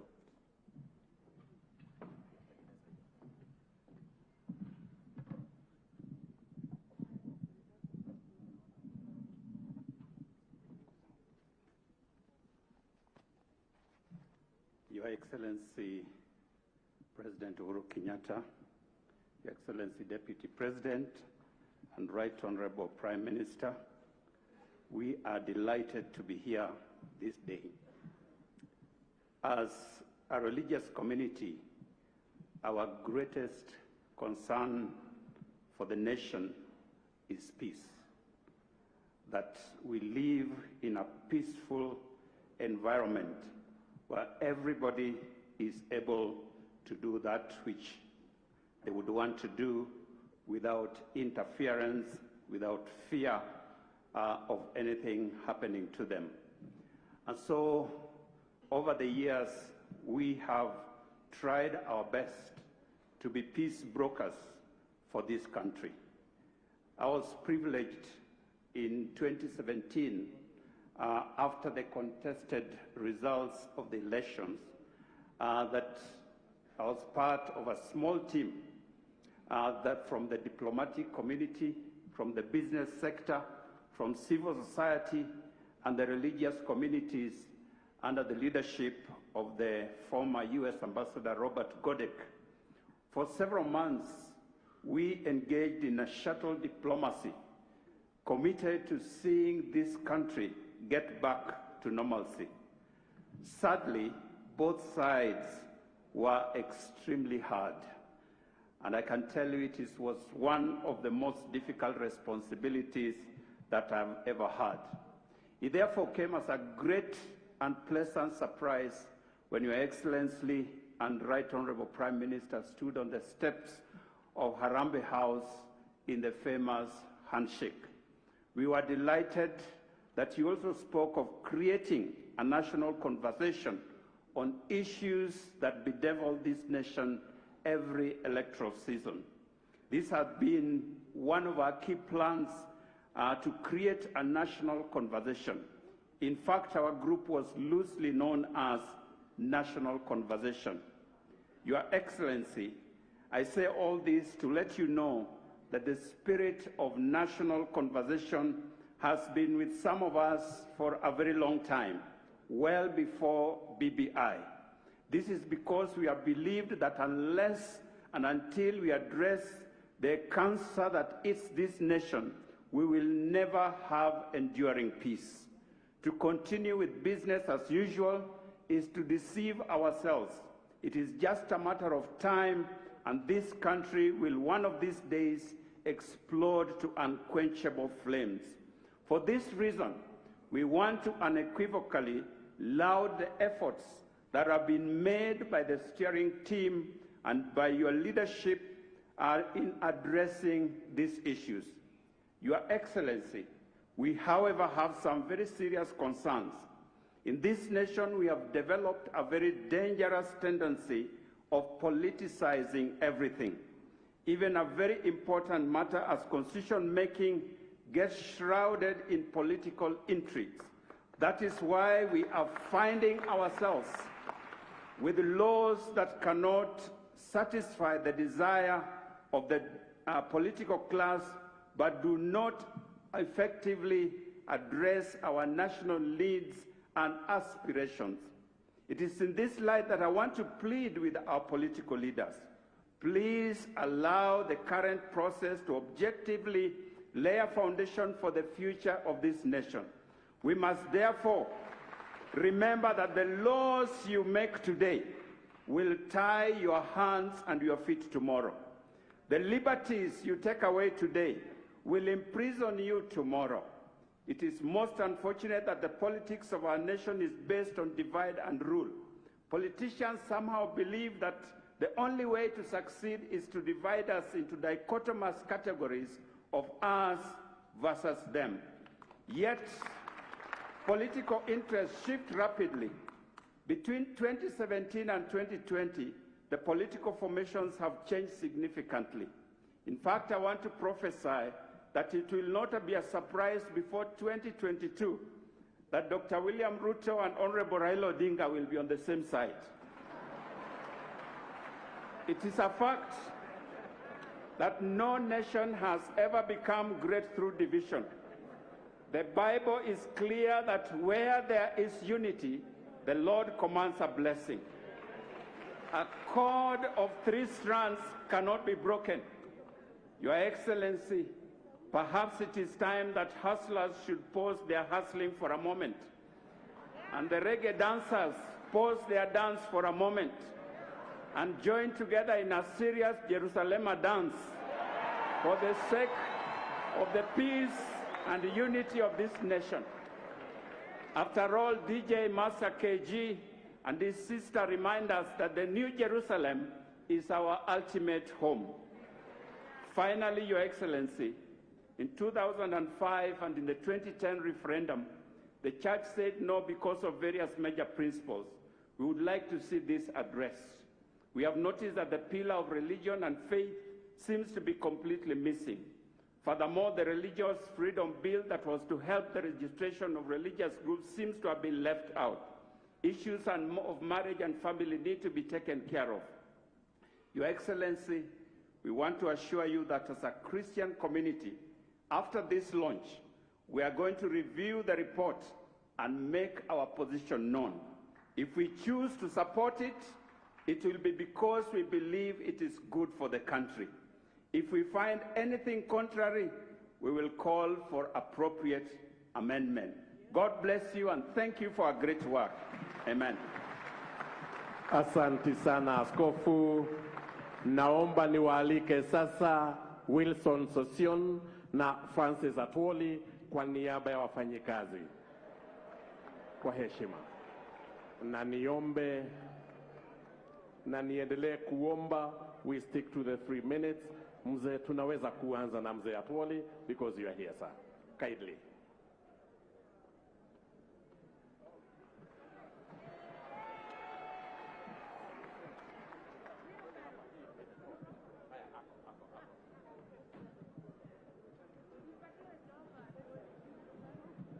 Excellency, the President of the Republic of Kenya, the Right Honorable Prime Minister, the Deputy President, and all delegates, ladies and gentlemen.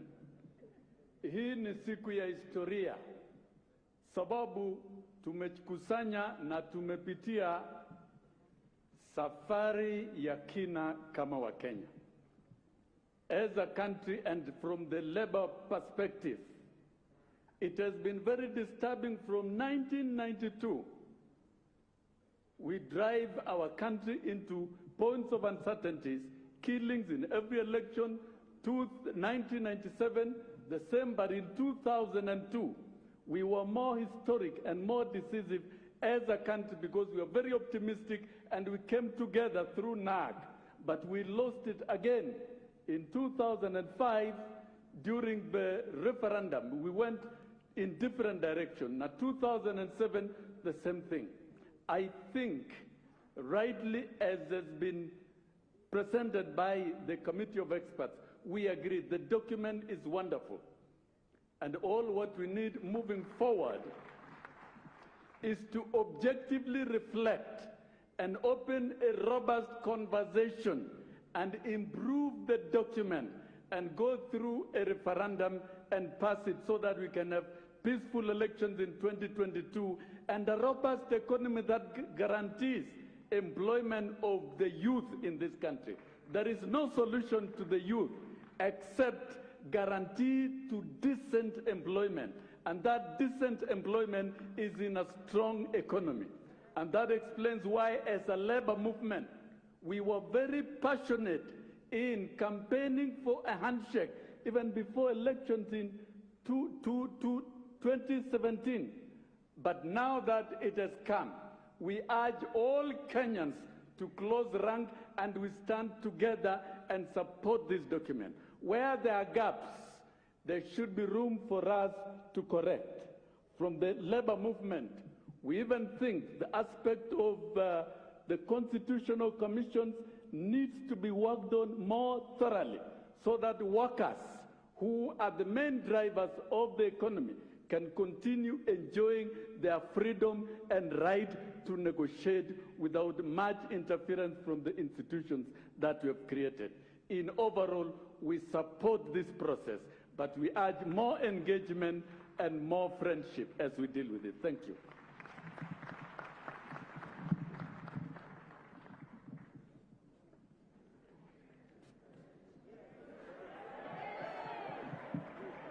Yes!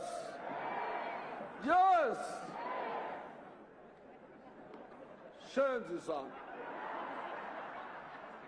Wakati nilisimama hapa last time, nikaambia hii document ni document mzuri na inataka ipigwe msasa kidogo, wengine wakapiga kelele.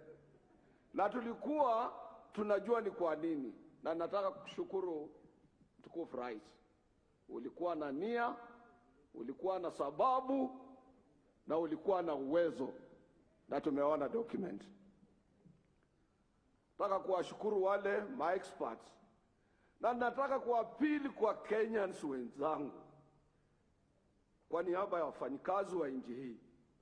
Kuna vitu vingi ambavyo sisi tuliuliza kama wafanyikazi, vingine havijakuwa sawa.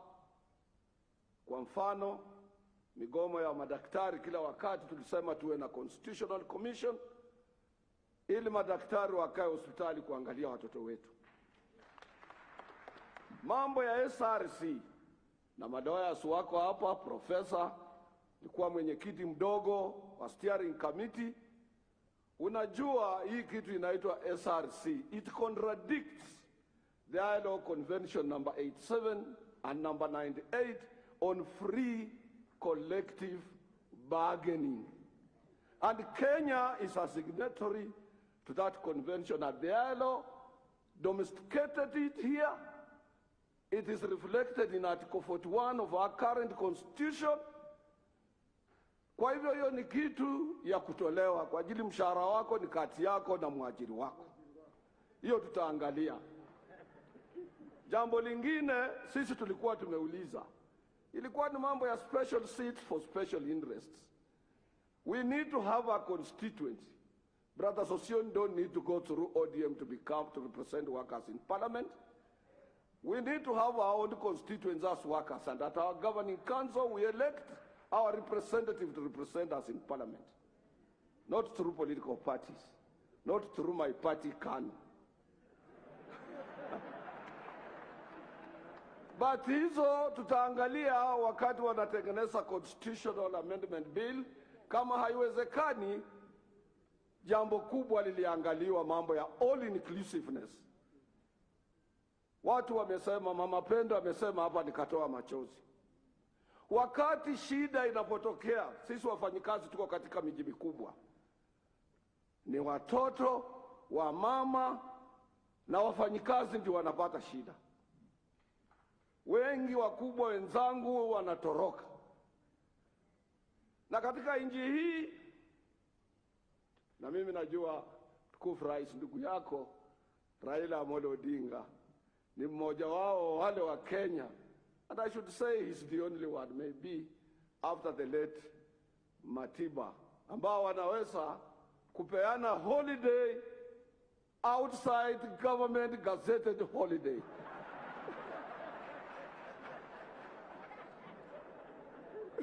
Kwa hiyo ndugu yako mheshimiwa tukufu rais akitangaza tu hapa saa hii watu wasiende kazini na waende Uhuru Park, hataki facilitation money,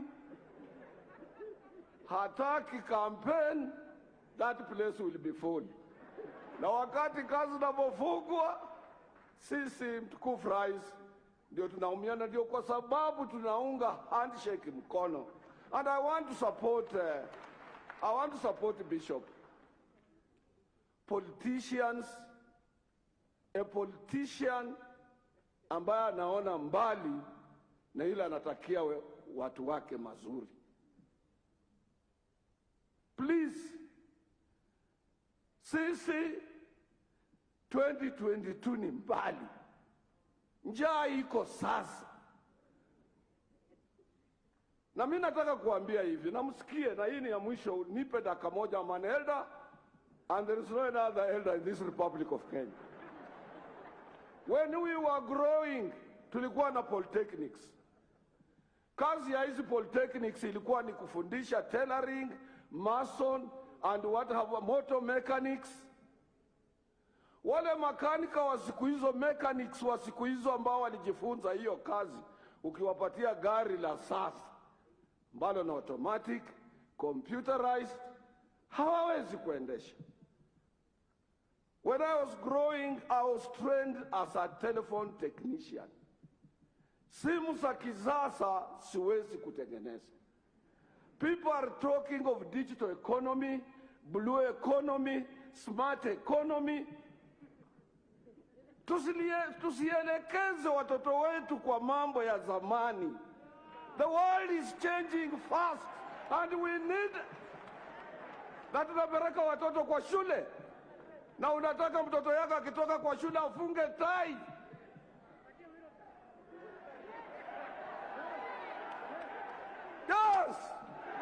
Yes. Rais, hii document nataka kuambia pamoja ukiwa na ndugu yako, musitishwe. Leteni tuende kwa referendum. We are the majority. We are the people. We are there. We will get it. Usubuhi saina itakuwa imepita. Musitishwe. Kenyans wasitishwe. Tunataka amani. My shop steward 2008 January in Naivasha alikufa akiongea na mimi because of tribal clashes. We don't want to go there. Na tusitishwe sisi. Tusitishwe.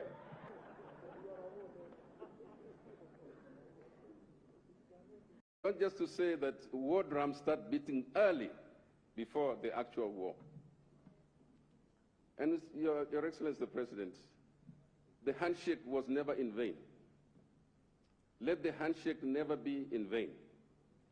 It's the place where we started. I have seen, Your Excellency, war drums beginning to beat. I hear from afar. I have a sense of that. I want to ask politicians that let the BBI be the place of healing. If you want to ask for votes, please, for goodness sake, use another method. Don't use a method. Don't use a method that divides us into us versus them. It is my plea, Your Excellency, for all the leaders seated there with you. Please, let's find a method that does not create the poor and the rich.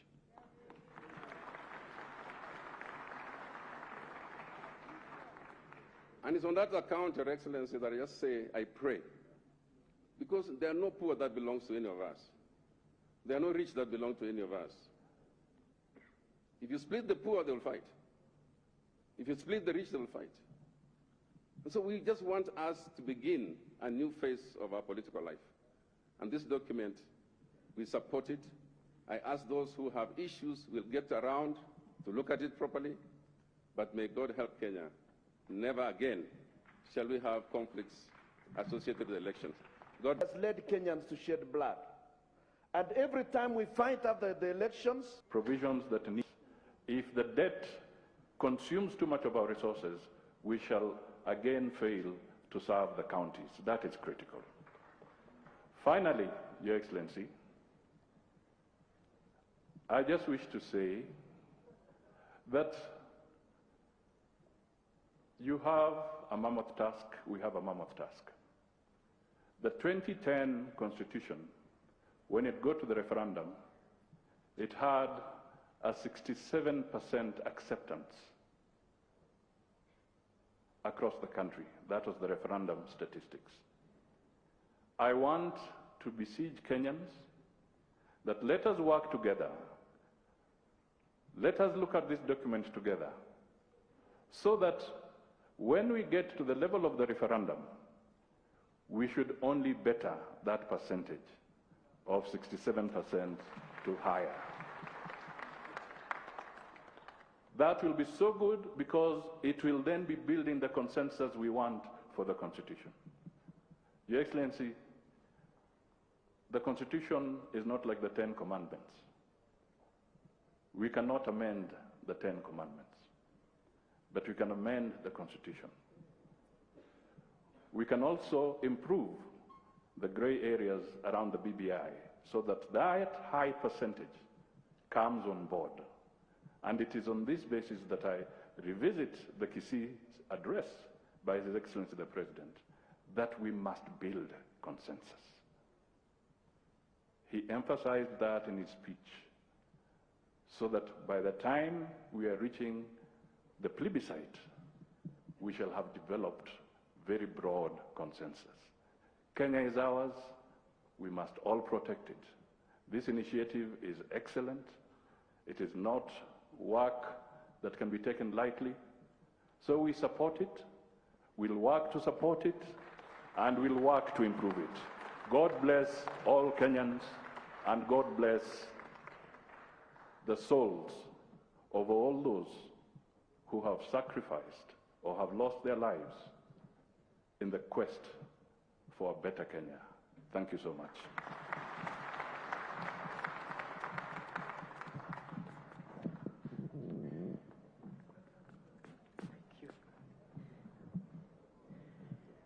Mheshimiwa Rais, fellow Kenyans, I join others in wishing you a very happy birthday. And I want to take it up from where my friend Bishop Ogide left it. He once got me into a lot of trouble when I attended his inauguration as a Bishop of Sitam. He did refer to Psalms 133, I beg your pardon.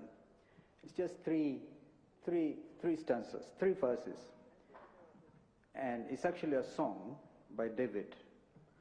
Jehovah, just a minute. This song by David starts by saying, "Behold how good and how pleasant it is for brethren to dwell together in unity. It is like the precious oil upon the head that ran down upon the beard, even Aaron's beard, that came down upon the skirt of his garments, like the dew of Hermon that cometh down upon the mountains of Zion. For there Jehovah commanded the blessing, even life evermore. I think this is a moment for us Kenyans to reflect on this. And Mr. President, for once, I think we have a God-given opportunity, even as we prepare to take this country to a referendum, to have a non-contested referendum. Those are precisely the words that I used when I attended the inauguration of Bishop Ogede. When I said that time, let us listen to what the church is saying, so that we can build the consensus. I have read and I have traveled, and the most recent interesting reading I've come across is that of some of us who think that this is another trick. As my brother Chamasha Mashinane said, he did not find any mischief in this document. But there are those who are reading mischief. Unfortunately, let us also bring them on board. For instance, they think that this whole thing is aimed at creating and expanding the structure of the executive to the detriment of everything else. But you have heard here the Kenyans in a celebratory mood, because devolution is the biggest gainer of this whole thing. 35% to the counties. Recently, Your Excellency, you recall the very tough discussion in the Senate when senators could not even agree on the formula. Now everything looks straight. And I want to urge here that we get into this norm of believing that every Kenyan is important. Every Kenyan. Those on four-wheel cars and those even on one wheel. Every Kenyan matters. Every Kenyan matters. And therefore nobody should read mischief where there is none. Governors, when you get this money, I plead for the love of this country. Please let us adhere to the provisions of Chapter 6 of the Constitution. I know that there are ward representatives who may not agree with some of the governors, and then they have been denied development assistance. Now, it was Wiper Democratic Movement's position that this 2%, that Ward Development Fund be included as a constitutional amendment. And this we're very proud of as Wiper, because it was listened, we are listened to, we are listed in that document as one of the parties that made this presentation. Because we believe in devolution. Let us deepen it, and of course avoid the stealing. What one ambassador once said, Kenyans, we steal and we vomit on their shoes. We have an opportunity to grow our own economy and not vomit on each other, but grow this economy. Mr. President, I want to be very brief today. And I say that we have read this document. We cannot be in a reading mood all the time. It's not a very big document. We have read it. What happens next, in my view, Mr. President, is that the bills that have already been drafted, and there are several of them drafted, let then the whole concept, which is enshrined in Constitution 2010, take root. Participation, public participation with regard to each of those bills that has been drafted subsequent upon this report. So the report then can have some hands and feet to stand on. And the country then can prepare for the next very important thing. So we have read, let us not kid ourselves. People cannot read forever. Iko kwa mtandao, it has been read, and I think it is a time to move on and support this change, which is important. And while you are doing it, avoid radicalizing this country. You see, there are very many types of terrorism. If you start a class war, what are you doing to your own country in the name of wanting to get elected? This is not good. I've just come, Your Excellency, from a visit to Mount Kenya region, and beautiful Thompson Falls, compared to the famous Bomas of Kenya thing, it's amazing. Beautiful territory, beautiful country.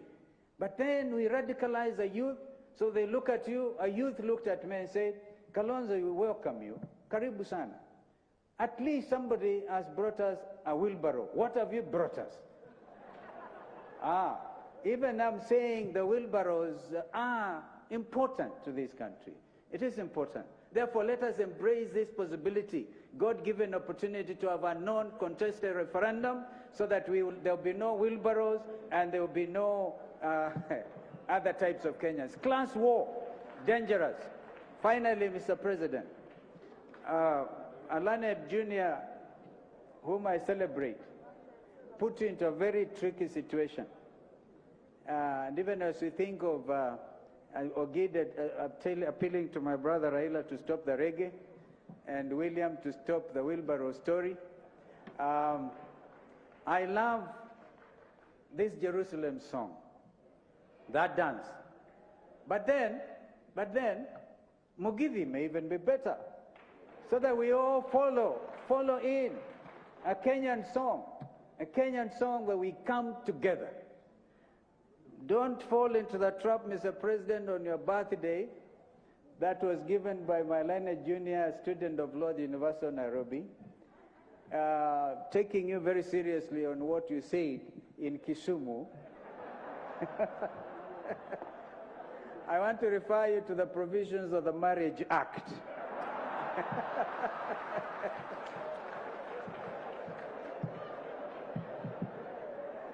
And I'm quite sure First Lady Margaret Kenyatta will be very happy that the law protects this situation. When you have a president committing bigamy, it's the worst thing that you can do. God bless Kenya. God bless you. Happy birthday again. Thank you. Asanteni sana Mheshimiwa Rais, tumeketi kwa muda na nitaomba kwa ruhusa yako uniruhusu dakika moja peke yake, sote tusimame tunyooshe miili tukiimba wimbo nchi yangu jukumu langu.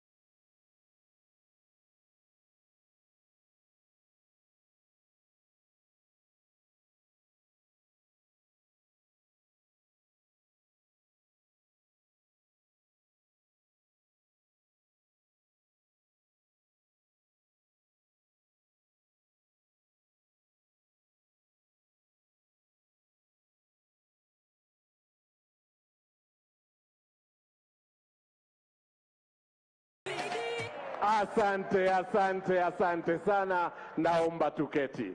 Naomba tuketi. Na kwa heshima na unyenyekevu, Mheshimiwa Rais, naomba sasa uniruhusu nimwite aliyekuwa waziri mkuu, Mheshimiwa Raila Odinga. Welcome, Right Honorable Sir.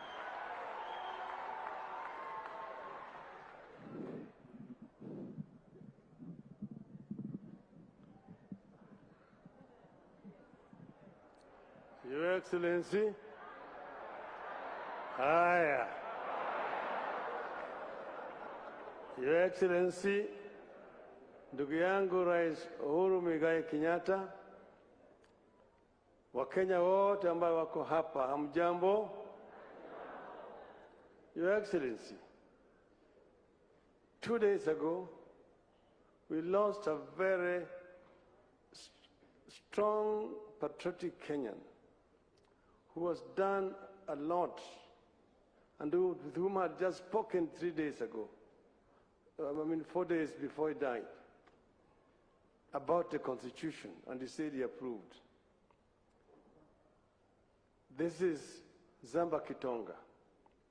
And I think, Your Excellency, it would be amiss if we finish this congregation without remembering Zamba Kitonga. Therefore, I'm asking that in memory of Zamba Kitonga, we observe 1 minute silence.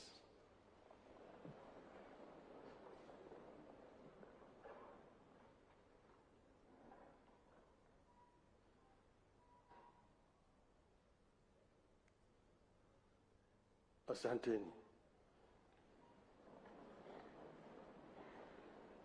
Your Excellency, Zamba Kitonga chaired the committee of experts that delivered this 2010 Constitution. And before he passed away, he actually had a conversation with me and said that this was still work in progress. In 2004, we were in this hall, Your Excellency. I was delegate number 155. Nilikuwa nakaa pale juu. And one day, as the delegates were gathered here, and we were talking about devolution, and one of the delegates, the late Dr. Odhiambo Mbai, stood somewhere that side and spoke for about 10 minutes about devolution. By the time he finished, everybody said that gentleman should be the chairman of the devolution committee here. And he was appointed to chair the devolution committee. Unfortunately, he did not live to see it through because he was shot and killed in cold blood. We remember him, but we need, going forward, to have a proper remembrance of Dr. Odhiambo Mbai. Your Excellency, that same year, we gathered here as we were in the final stages of completing the document. And a group of delegates here walked away from us and went away because they did not agree with some of the provisions of that Constitution. That was the then cause of, then they went to court and stopped us. Then this Kilifi which came, eventually Kilifi Wako, and that is what created bananas and indices.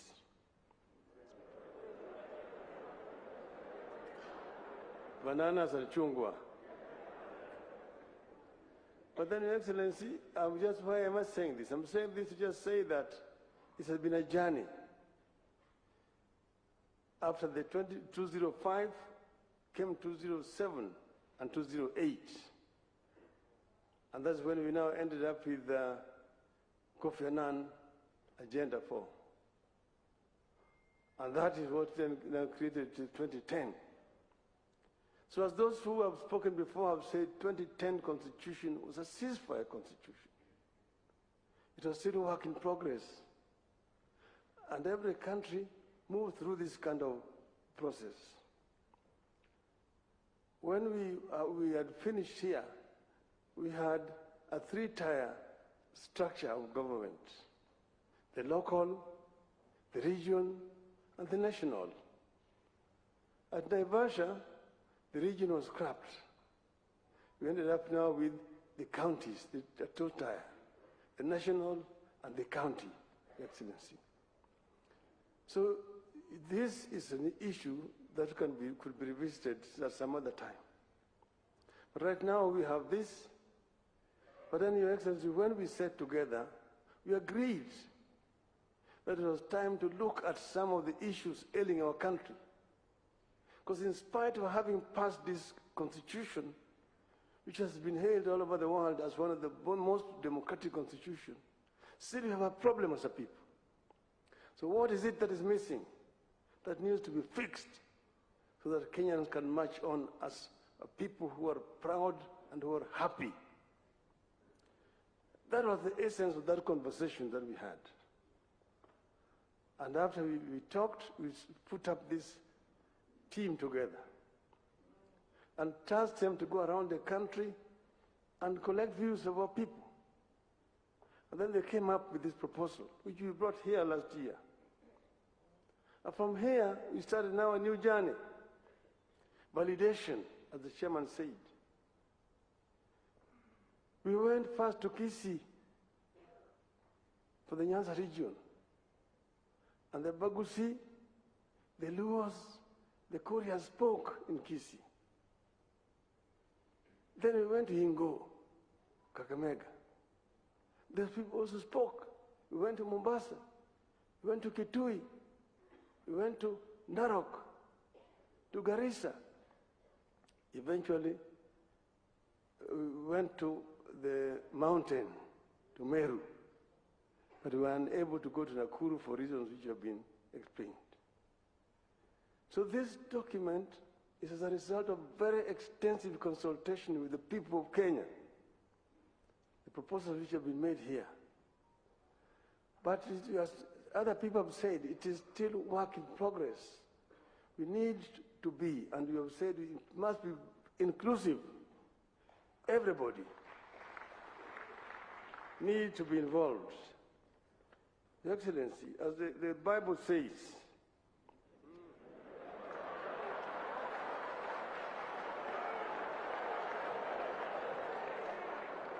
Isaiah 1, chapter 18. Come now, let us reason together.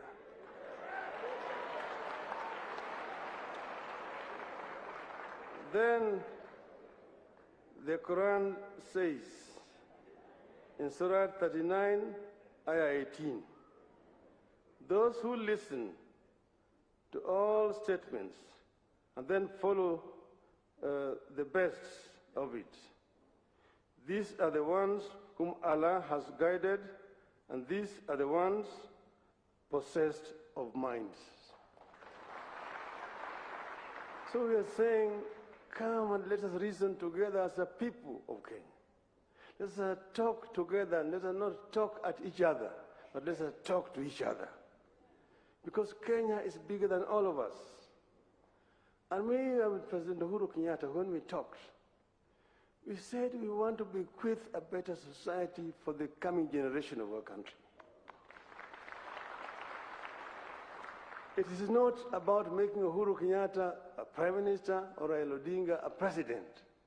And Raila Odinga has never declared, and I want to tell the Standard newspaper, anyway, that he wants to run for presidency in 2022. That is not why we brought this. We brought this because we have seen that there are problems in our country. And these problems must be solved by the people of Kenya themselves. The founding fathers of our nation wanted a united nation. Well, that's why they said that God bless this land of ours. Justice be our shield and defender. May we dwell in unity, peace and liberty. Plenty be found within our borders. That plenty was not going to drop like manna from heaven.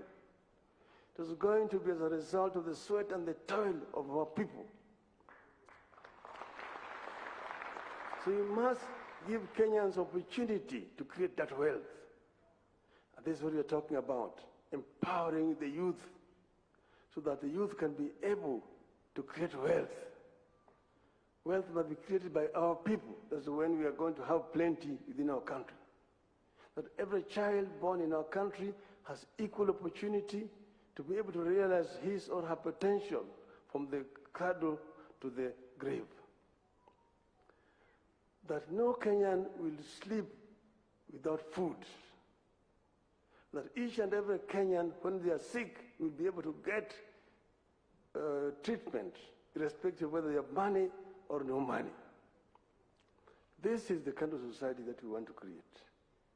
An equal society where everybody has an opportunity. Not a polarized society. The haves and the have-nots. The low downtrodden and the upper up there. We don't want a proletarian revolution. And proletarian revolutions have never been led by the bourgeois.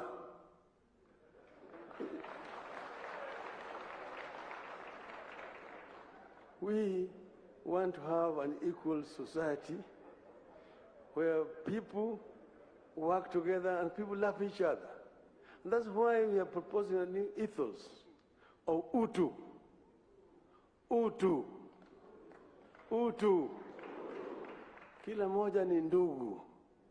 Vile Mwalimu Nyerere alifanya kule Tanzania. Watanzania hawaulizi mtu wewe ni kabila gani. Anauliza wewe unatoka jimbo gani. Ukimuuliza Tanzania wewe ni kabila gani, atasema wewe ni Mkenya. Hapa Tanzania hatuulizi kabila. Sisi ni kabila moja, ni wa Tanzania. Hata wa Kenya tuseme sisi zote ni wa Kenya.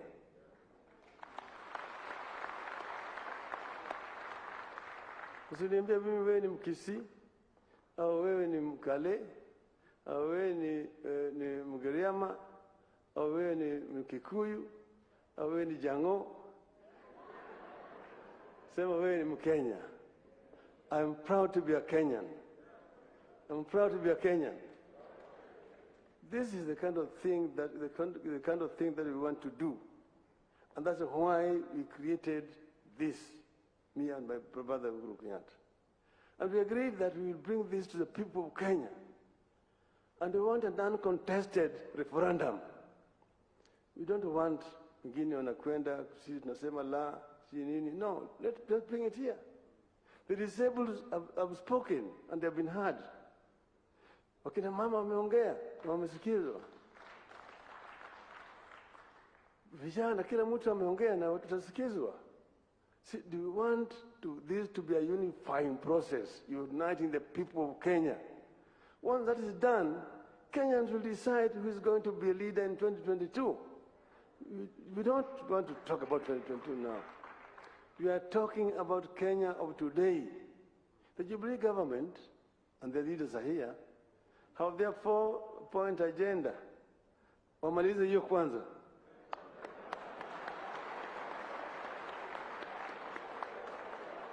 Hapana ambia sisi vile mtafanya 2022. Sasa hivi fanyeni sasa mnulize kwanza.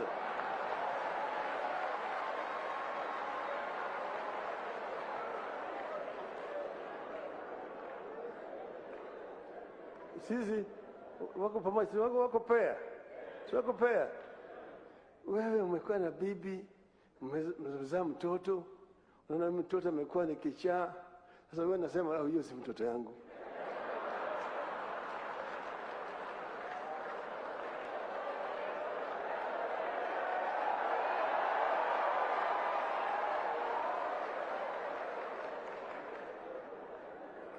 BBI, sema kwa Kenya moja. BBI.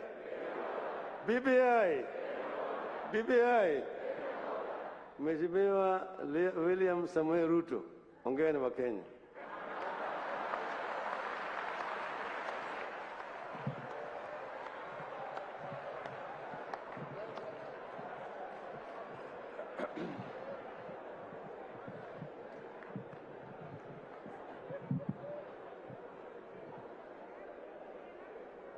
Mheshimiwa Rais wa Jamhuri ya Kenya,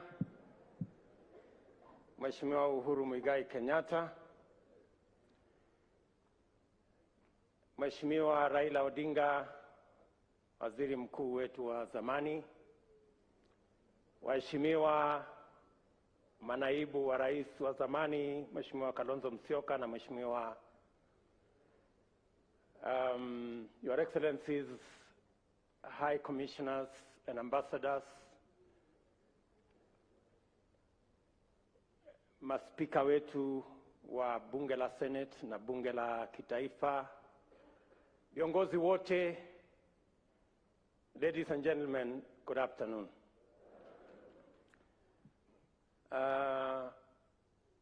First, I want to say that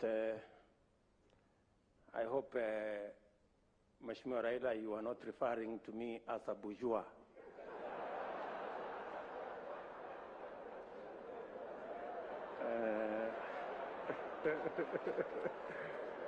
But I want to agree with you. I want to agree with you that we have a mischievous media sometimes, not all the times.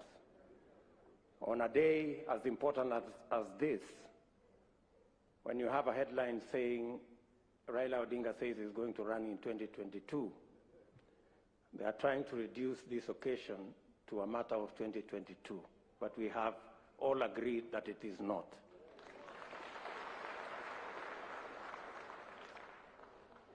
But on the same media, the same headline, they have said that William Ruto is coming to meet demons at Bomas.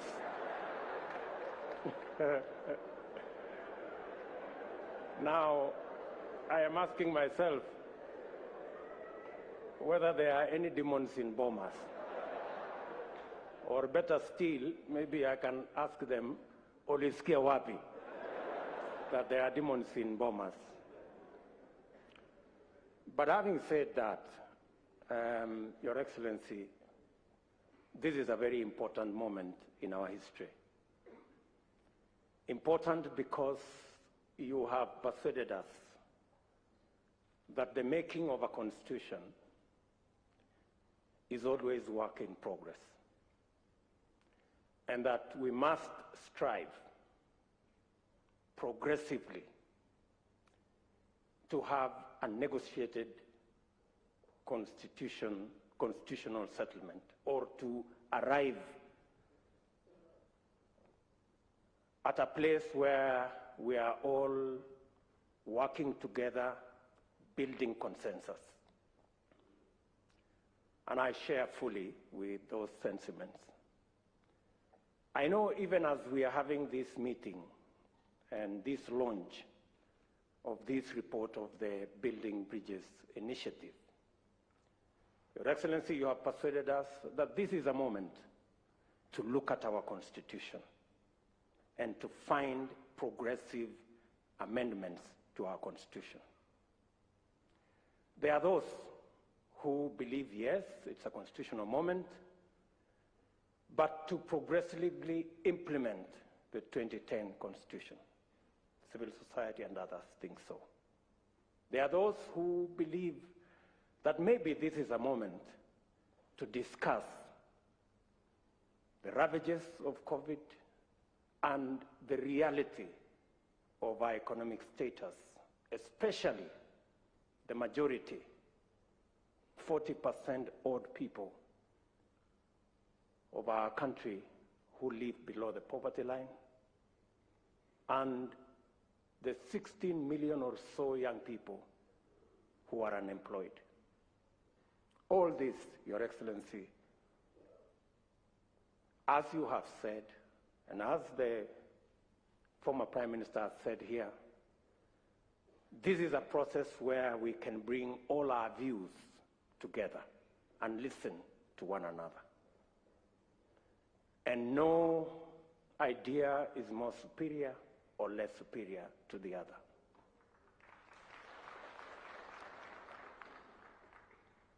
Let me say we have a civic duty, all of us as Kenyans, to engage in this process. We do not have the luxury to say, I don't care.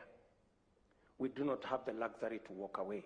In any case, it is said that the punishment given to good people who don't participate in the politics and governance of their country, the punishment given to them is to be ruled by fools.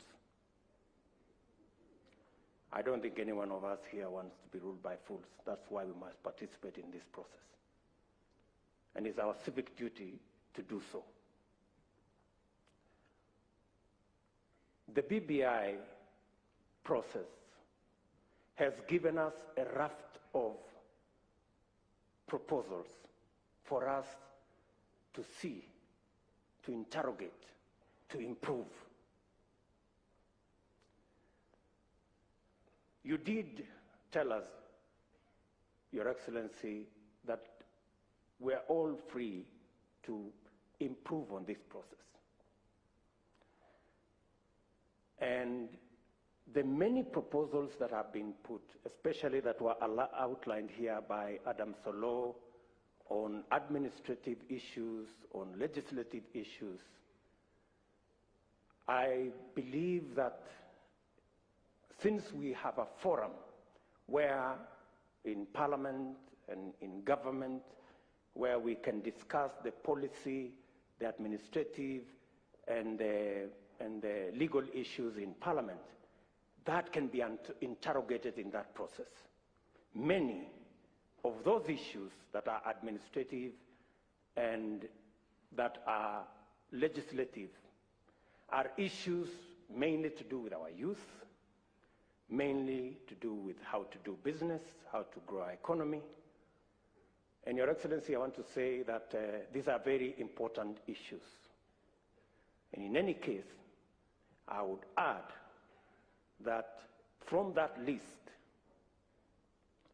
especially on matters to do with young people, how we can assist them with Higher Education Loans Board and give them a moratorium, how they can start business, it must not be lost on us that the real problem, the real problem is that these young people are jobless.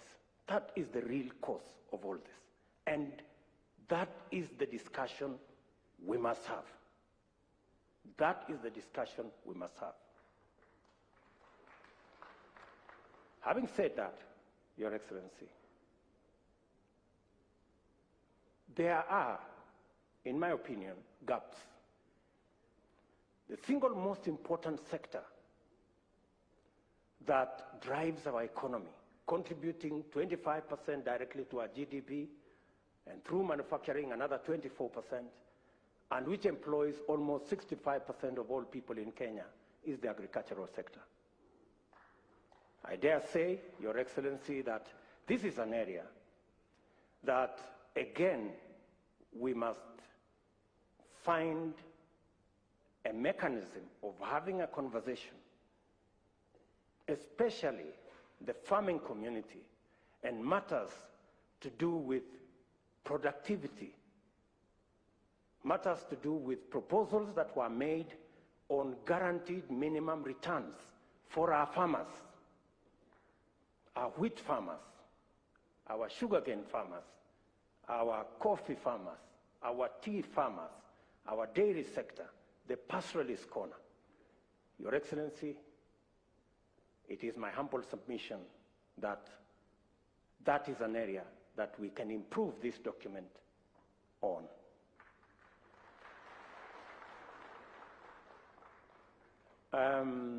I have heard many speakers say they have finished reading and we should move on. We are not all at the same level when it comes to reading.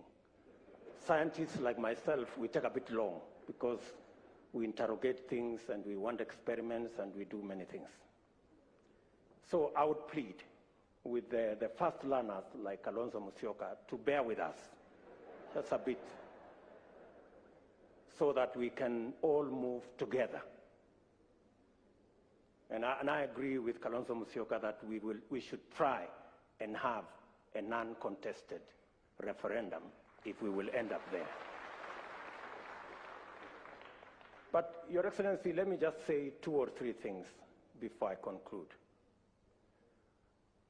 On the matter of the judiciary, allow me to say there is huge space for us to have an improvement on the proposal that has been made. Access to justice is one of the biggest challenges that we had, and that is why the 2010 Constitution was promulgated. As we talk today, the judiciary as per the requirements of the law, there should be a high court in every county. As we talk today, there are counties, almost 5 counties, that do not have a high court, and many Kenyans have to travel far to look for justice. As we talk today, though the law provides that there must be a court at least in every sub-county, there are 160 counties that do not have a court at all. And the problem is that the budget for the judiciary, we need to operationalize the judiciary fund that is already in the Constitution, so that the judiciary can establish more courts and the judiciary can hire more judges and more staff so that Kenyans can have access to justice. The recommendation that has been made to have an ombudsman appointed by the executive into the judiciary, in my respectful submission, is a derogation from the independence of the judiciary. And we must be careful. We must be careful about the independence of institutions. We are coming from a history where judges received telephone calls, where courts were held at night. We do not want to go there. On the matter of IEBC, let me say, on the matter of IEBC, the recommendations that I have read say that political parties participate in the appointment of commissioners to IEBC. My brother Raila Odinga is good at football. So let me try to ask, how fair will be a league where the referee is appointed by teams? And not all the teams, some teams. How fair will this league be? If you persuade me that you will end up with a fair game, fine. That's what I'm saying. So if you tell me it is okay for some players, for some teams, not all the teams participating, to appoint the referee, if that's what we are saying, I have my reservations.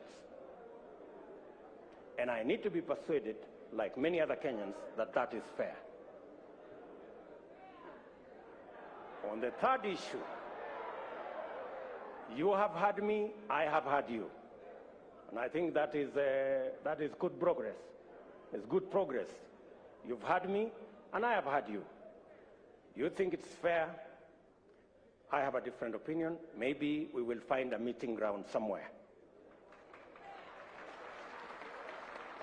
The third issue, the third issue, Your Excellency, is the independence of our police force.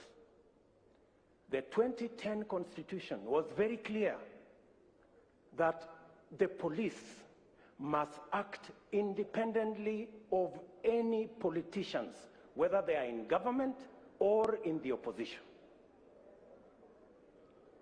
To recommend that we will have a police council chaired by a CS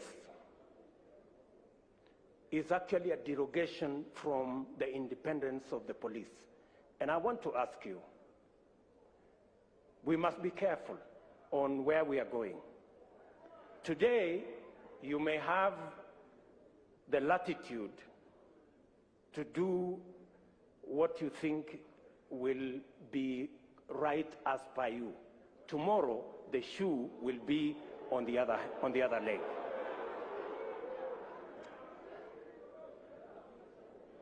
On matters to do with devolution, I agree that the increase to 35% is progressive, and that we must devolve more resources to counties. But accompanying the increase of resources to 35%, we must also ensure that the Senate has the necessary constitutional power to ensure that those resources are available and they are used properly. To recommend that the Senate cannot continue to have the constitutional mandate to discuss the division of revenue is actually a downgrade of the Senate. In my respectful submission, with additional resources and with some members of parliament now being members of the executive because of the appointment of some members of parliament as members of the executive, in fact, the recommendation should not be a downgrade of the Senate, it should be an upgrade of the Senate to the upper house. And in any case, so that I conclude, in any case, we are now saying women and the participation of women in our governance doesn't make us weaker, it makes us stronger. It doesn't make us lesser, it makes us greater. If we are saying in the proposal that women now go to the Senate, and you are saying that when women go to the Senate, they are going to a Senate which has been downgraded, which has no responsibility on matters of resource allocation. Are you enhancing the participation of women, or are you downgrading the participation of women? I mean, we are having a frank and honest conversation, good people, and it's good for us to listen to one another. So if we are saying women who today are sitting in the National Assembly, where resources are being discussed, if we take them from the forum where resources are being discussed and take them to a downgraded Senate, we are making the participation of women nominal. The participation of women should be substantive, in my respectful submission. And finally, Your Excellency, I know my brother Bishop Oginde has said there are hustlers here and they should stop the hustling, and they are the reggae people and they should stop the reggae. I don't know about the reggae, maybe I can talk about the hustlers. But let me say the following. The real elephant in this whole conversation is what was identified as the winner-take-all and the inclusivity question. Now, Professor Adam Solo, I have confessed I'm a scientist and I'm a bit slow. I want you to explain to me in this proposal. You have said that in this proposal, we will have the president with his running mate, deputy president. They will win, or we have candidates, they will win an election, and then the president will appoint the prime minister and the two deputies from the winning coalition. And then we will have the runner-up being the leader of opposition. Now, no problem, it doesn't matter who it is. I have no problem. You know, let us not personalize, there is no problem. Now, the question I am asking myself, have we sorted out the winner-take-all question? Oh, is that so? So, the president from his side, like for example here, President Uhuru Kenyatta, I am here, Kimunya is the prime minister, because he's the leader of majority. We have Jimmy Angwenyi, who is our deputy, as a deputy prime minister, and maybe Maoka Maore as one of the deputies. So what happens to the whole NASA brigade, together with Musalia and all these other people? I mean, and I am not saying anything. I'm just saying I want to be persuaded. And forgive me if I am slow. Forgive me. There are so many Kenyans who are in my category. Are we together? Finally, on this inclusivity question, it is my humble submission that as we discuss inclusivity around us, the leaders, we must have a candid, open discussion on inclusivity about the millions of Kenyans locked out by poverty and unemployment. We must discuss how they are going to be part of the Kenyan society. That discussion we must have.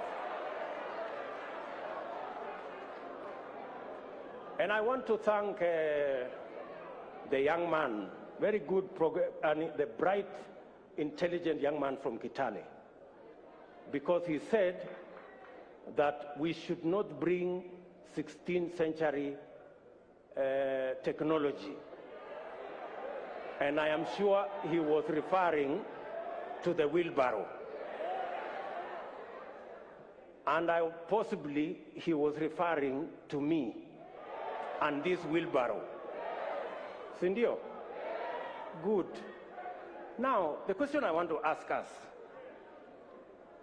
how come in the 21st century, a 16th century tool called the wheelbarrow,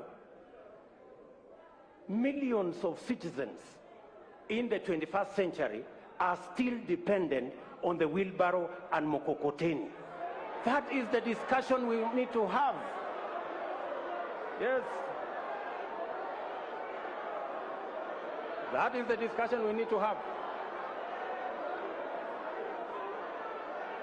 And that discussion is a discussion that involves millions of Kenyans.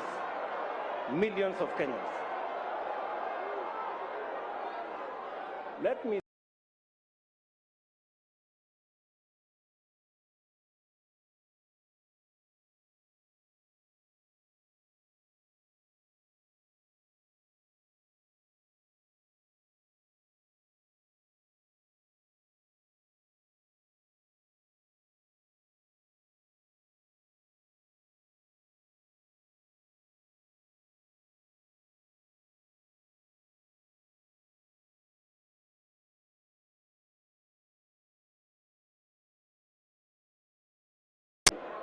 we must not have an us versus them.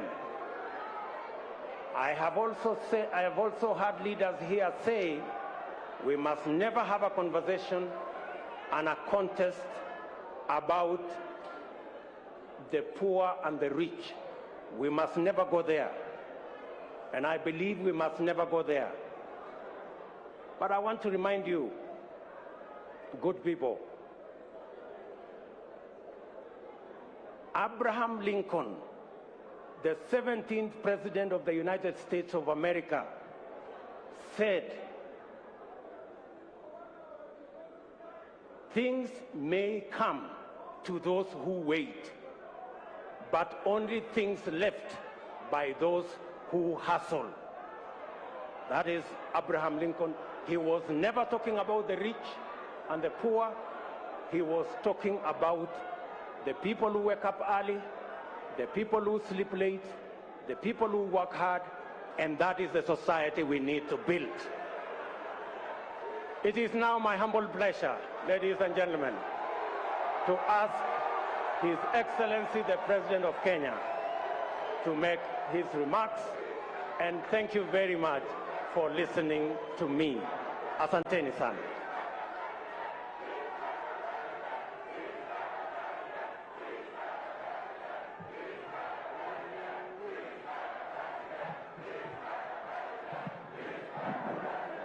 Asante. Thank you very much. Thank you very much.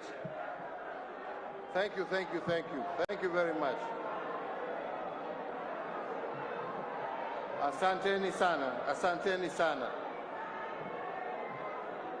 Asante sana. Fellow leaders gathered at this historic constitutional place of Bomas, and it is historic because many a time, as has been said, we have gathered here to discuss constitutional issues. Mimi nawasalimia nyote na nawashukuru kwanza kwa risala za birthday siku ya leo, na nasema asante.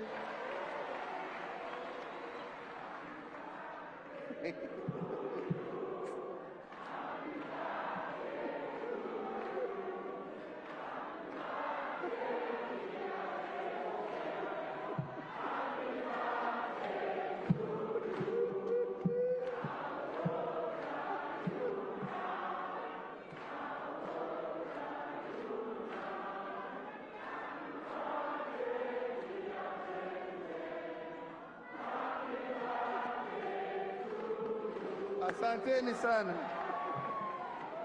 Thank you very much. So, thank you very much. So, before I begin, I would like to take this opportunity, as much as indeed they have been recognized, to recognize the Committee of Elders who, for the last 2 years, as we were told, have taken their time and indeed in many instances their resources to travel around this country together with their secretariat and their technical teams to put together first the document that they presented to us here last year, and now this revised version, where they have now gone with greater editing to the point of even giving us now proposed clauses for our consideration. And I would like to recognize Senator Yusuf Haji, who was the chair, who is unfortunately not well today. To recognize Professor Adam Zolo, the Vice Chair. To recognize Senator Amos Wako. To recognize Dr. Florence Omusa. To recognize also Mr. James Matundura. To recognize Bishop Lawi Imadio. To recognize also Professor Morpe Ole Ronke, yes. To recognize Rose Museo. To recognize Mrs. Agnes Karindu Mudama. To recognize also Professor Said Mwaguni. To recognize Major John Sei. To recognize also Honorable Maison Leshomo. To recognize Bishop Peter Jenga. And finally to recognize Archbishop Zacchaeus Okoth, retired, plus your entire secretariat. I thought it important for Kenyans to know the men and women who have guided us through this process to where we are today. Let me say that today we have before us a document that has been worked on and again, I repeat, for a period now of 2 years. And a document whose objective is really nothing more than to find what ails our country and hopefully give us a solution that will heal our country.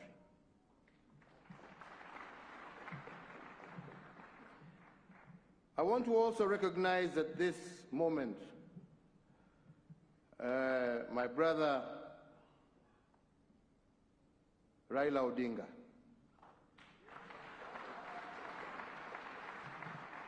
And I have a reason to,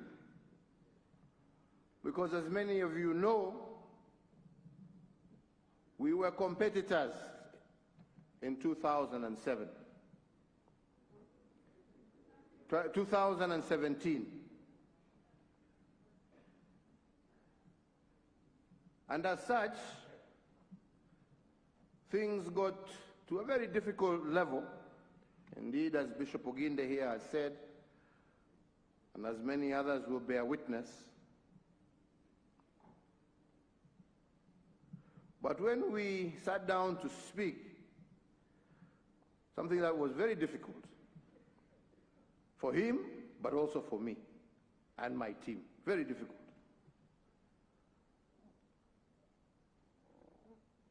But when we got through to it, and we spoke again, and we spoke again,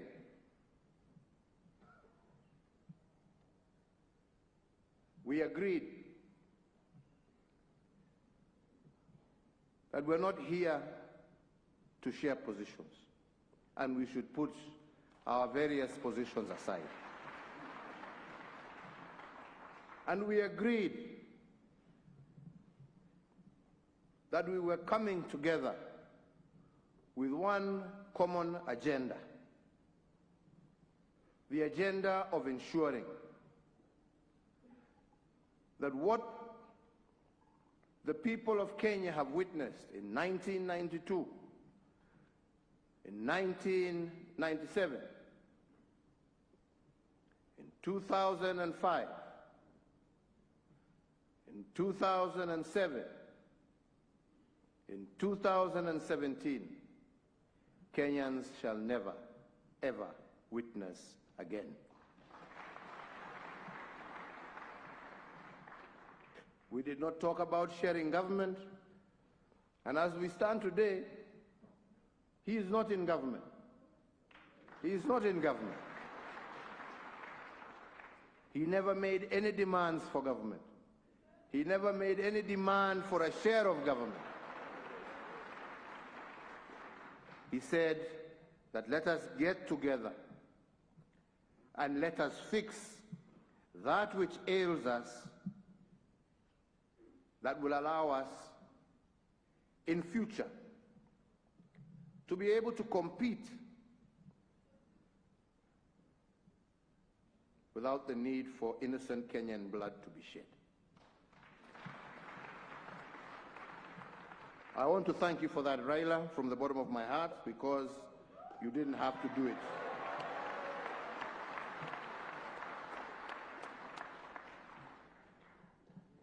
I also want to thank my deputy president,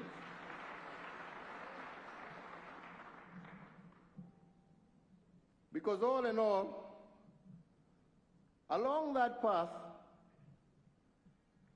I kept him abreast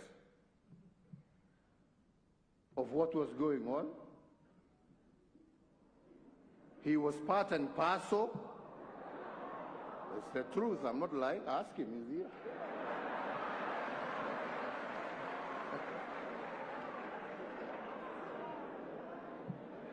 He was part and parcel. In fact, he helped me identify some of the wazays I just mentioned here. Yeah.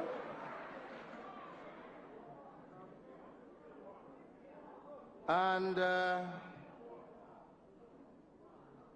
purpose, as I had told him, and as we agreed with Raila, was never to talk about what shall happen tomorrow in terms of our elective posts, but I said it was an extension of what I and you did in 2013.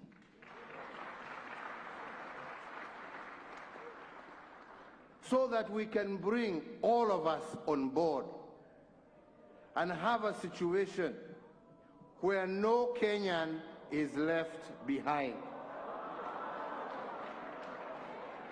Okay? No Kenyan. And I said I would use today as a day to say my thanks and to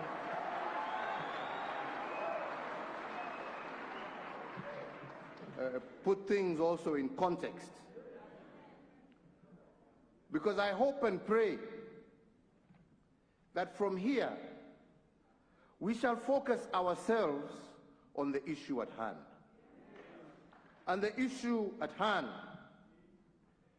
is how to ensure unity in our diversity. There are issues, fellow Kenyans, that we consistently shy away from addressing because we don't want to address certain things. We don't want to own up to certain things. But the fact of the matter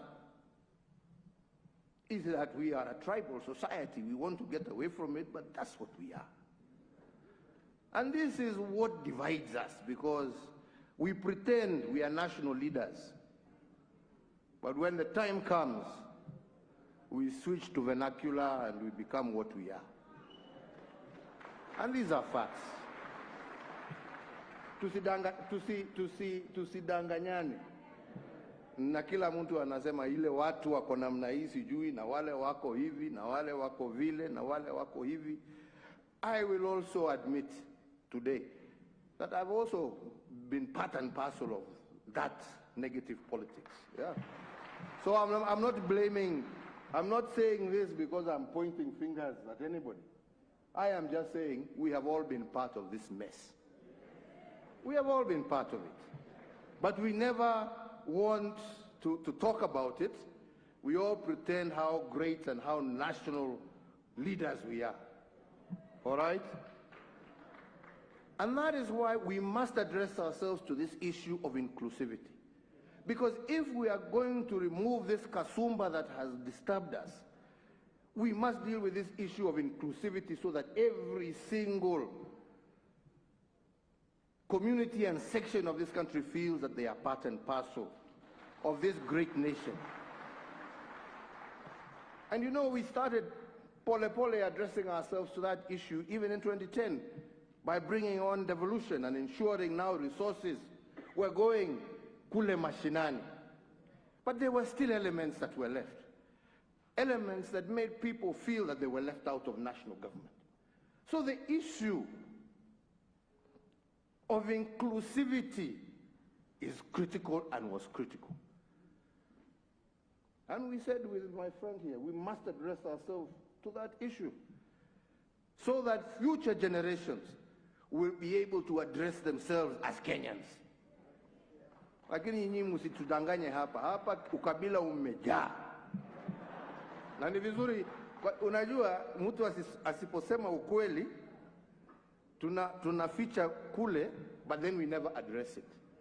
And that's why I'm saying, I want to thank these gentlemen because they are trying to address themselves to those issues. Because until we do, our politics will consistently be negative.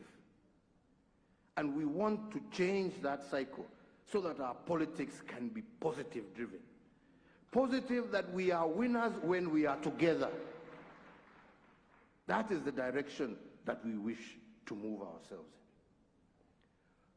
The second big problem we have is our young people. Again, let us not cheat ourselves. It is our young people. We have a youth bulge that, if not properly handled, can be a time bomb that can blow this country to pieces.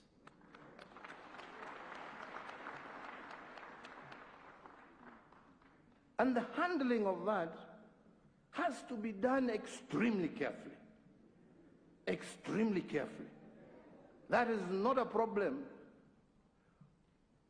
of this community or that. It affects us all. But how we manage it, we must manage it very carefully. We cannot manage it through inciting them. All right? We must manage it by including them in our decision-making processes. And that is why I said in Kisii, during the Mashujaa Day celebrations, if we are to deal with our youth problem, we must deal with our economy. And there is no country in the world that has ever developed on a 5-year cycle of politics. You can never develop on a 5-year cycle. And if you cannot develop your economy, how do you create the jobs? If every cycle you spend one whole year, and in this case, in our case, it's 2 years, before the election campaigning, then you spend another 2 years after the election campaign trying to sort out the political mess, umebaki na mwaka moja ya kufanya kazi. Uchumi kweli tutapanua?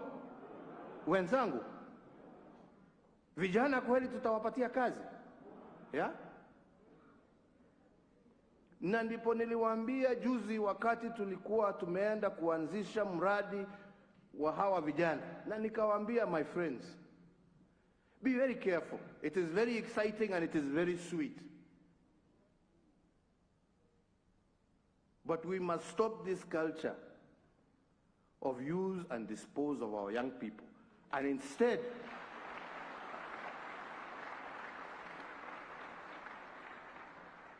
develop and deepen a process, which again I want to thank these gracious men and women, because they have looked into those issues, of how we can systematically and in a very clear and thought out manner enable our young people, who are our future, to be a productive part of Kenyan society. And nobody can do that. I can't do it alone. We must be together, and we must engage in that conversation together. Tunaelewana wenzangu? And I strongly believe if we just deal with those two issues, and I know there are many other issues dealing with women, dealing with handicapped, and I don't want to get into them. Kwa sababu tumesoma na tumesema tutakuwa na dialogue. Lakini mimi ombi langu kwenu nyinyi, ni wakati tunasoma, let us focus ourselves on dealing with those two very critical issues that will guarantee the peace, the stability, and the ultimate prosperity of our nation.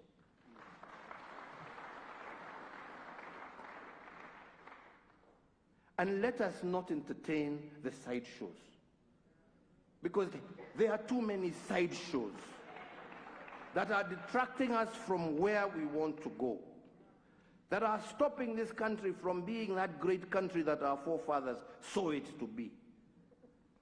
And I believe that together we can achieve it.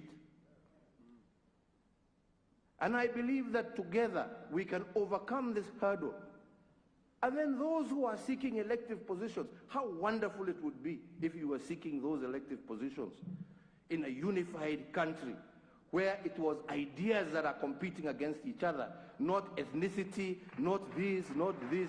It was a competition of ideas.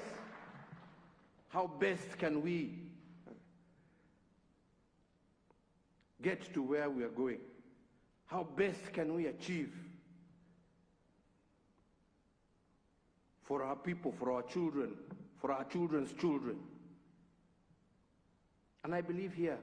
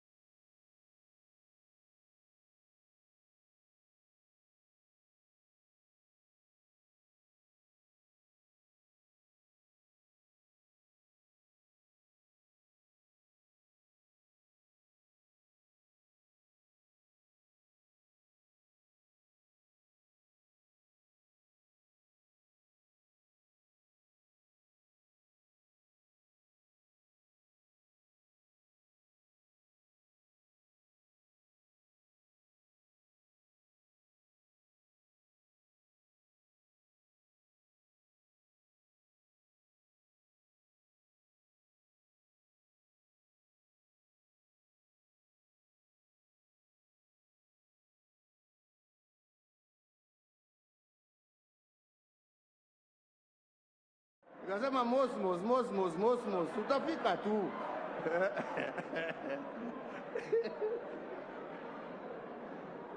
Jameni,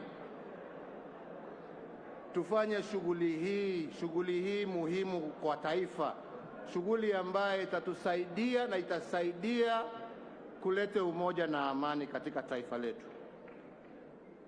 Ambao wametuongelesha hapa, wale ambao wamepoteza mali yao kule Molo, wazazi wetu hapa walipoteza mtoto yao kwa sababu ya siasa. vile Mama Pendo ametuambia hapa, wacha hiyo iwe ya mwisho. Wacha hiyo iwe ya mwisho. Na tuweze kusonga pamoja. Na ndipo nasema sisi tutaendelea kujadiliana na viongozi wenzetu, na wauliza nyinyi muendelee kuongea at every level of government, at every level of society. Engage one another. Talk to each other. And in a civilized manner, bring your recommendations to our good friends. Improve on it if we can improve on it. As one of our colleagues here said, you know, a good idea always gives way to a better. So if there is a better one, bring it on board. Let us not overload ourselves. And let us push forward and bring peace to our country. Mimi sitaki kuzidi hapo, isipokuwa kuungana na yale ambaye pia former Prime Minister ametaja, ya kwamba sisi wote tuwatuma rambirambi kwa jamii ya Zamba Kitonga, shujaa wa taifa letu la Kenya, ambaye alitusaidia kuleta hiyo katiba ya 2010. Tuombe Mwenyezi Mungu amweke pahali pema, na tufuate sisi hivyo ambaye ametufundisha. Tutasaidiana. BBI hii itapita jameni, ama mnaonaje? Itapita jameni? Mutapitisha? Mutatusaidia kuelimisha Wakenya ni kwa nini tunataka kupitisha document hii? Mutatusaidia? Tutatembea pamoja? Nataka mimi kumalizia hapo, lakini niseme, masikia Kalonzo akiongea hapo ya kwamba sijui kuna marriage act.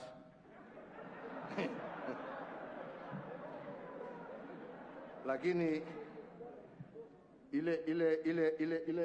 ile nilishika ni apogisho kuniambia kuna ukurasa Biblia ambaye inasema inawezekana. Nataka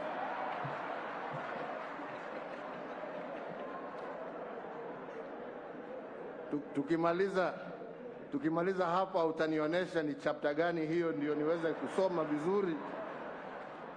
Alafu tutaongea baadaye mami.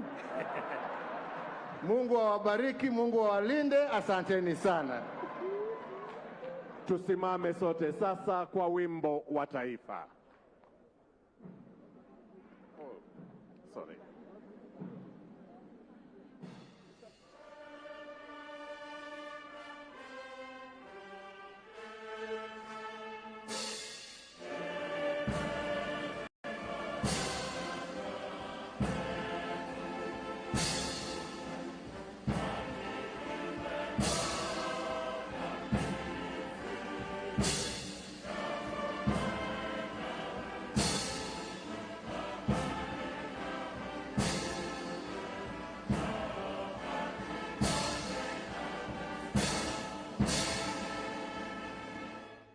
Asanteni sana. Sote tusimame wakati Mheshimiwa Rais anaondoka kwa hiari yake. Wimbo kutoka studio. Asante. Tuweke wimbo wa Shujaa.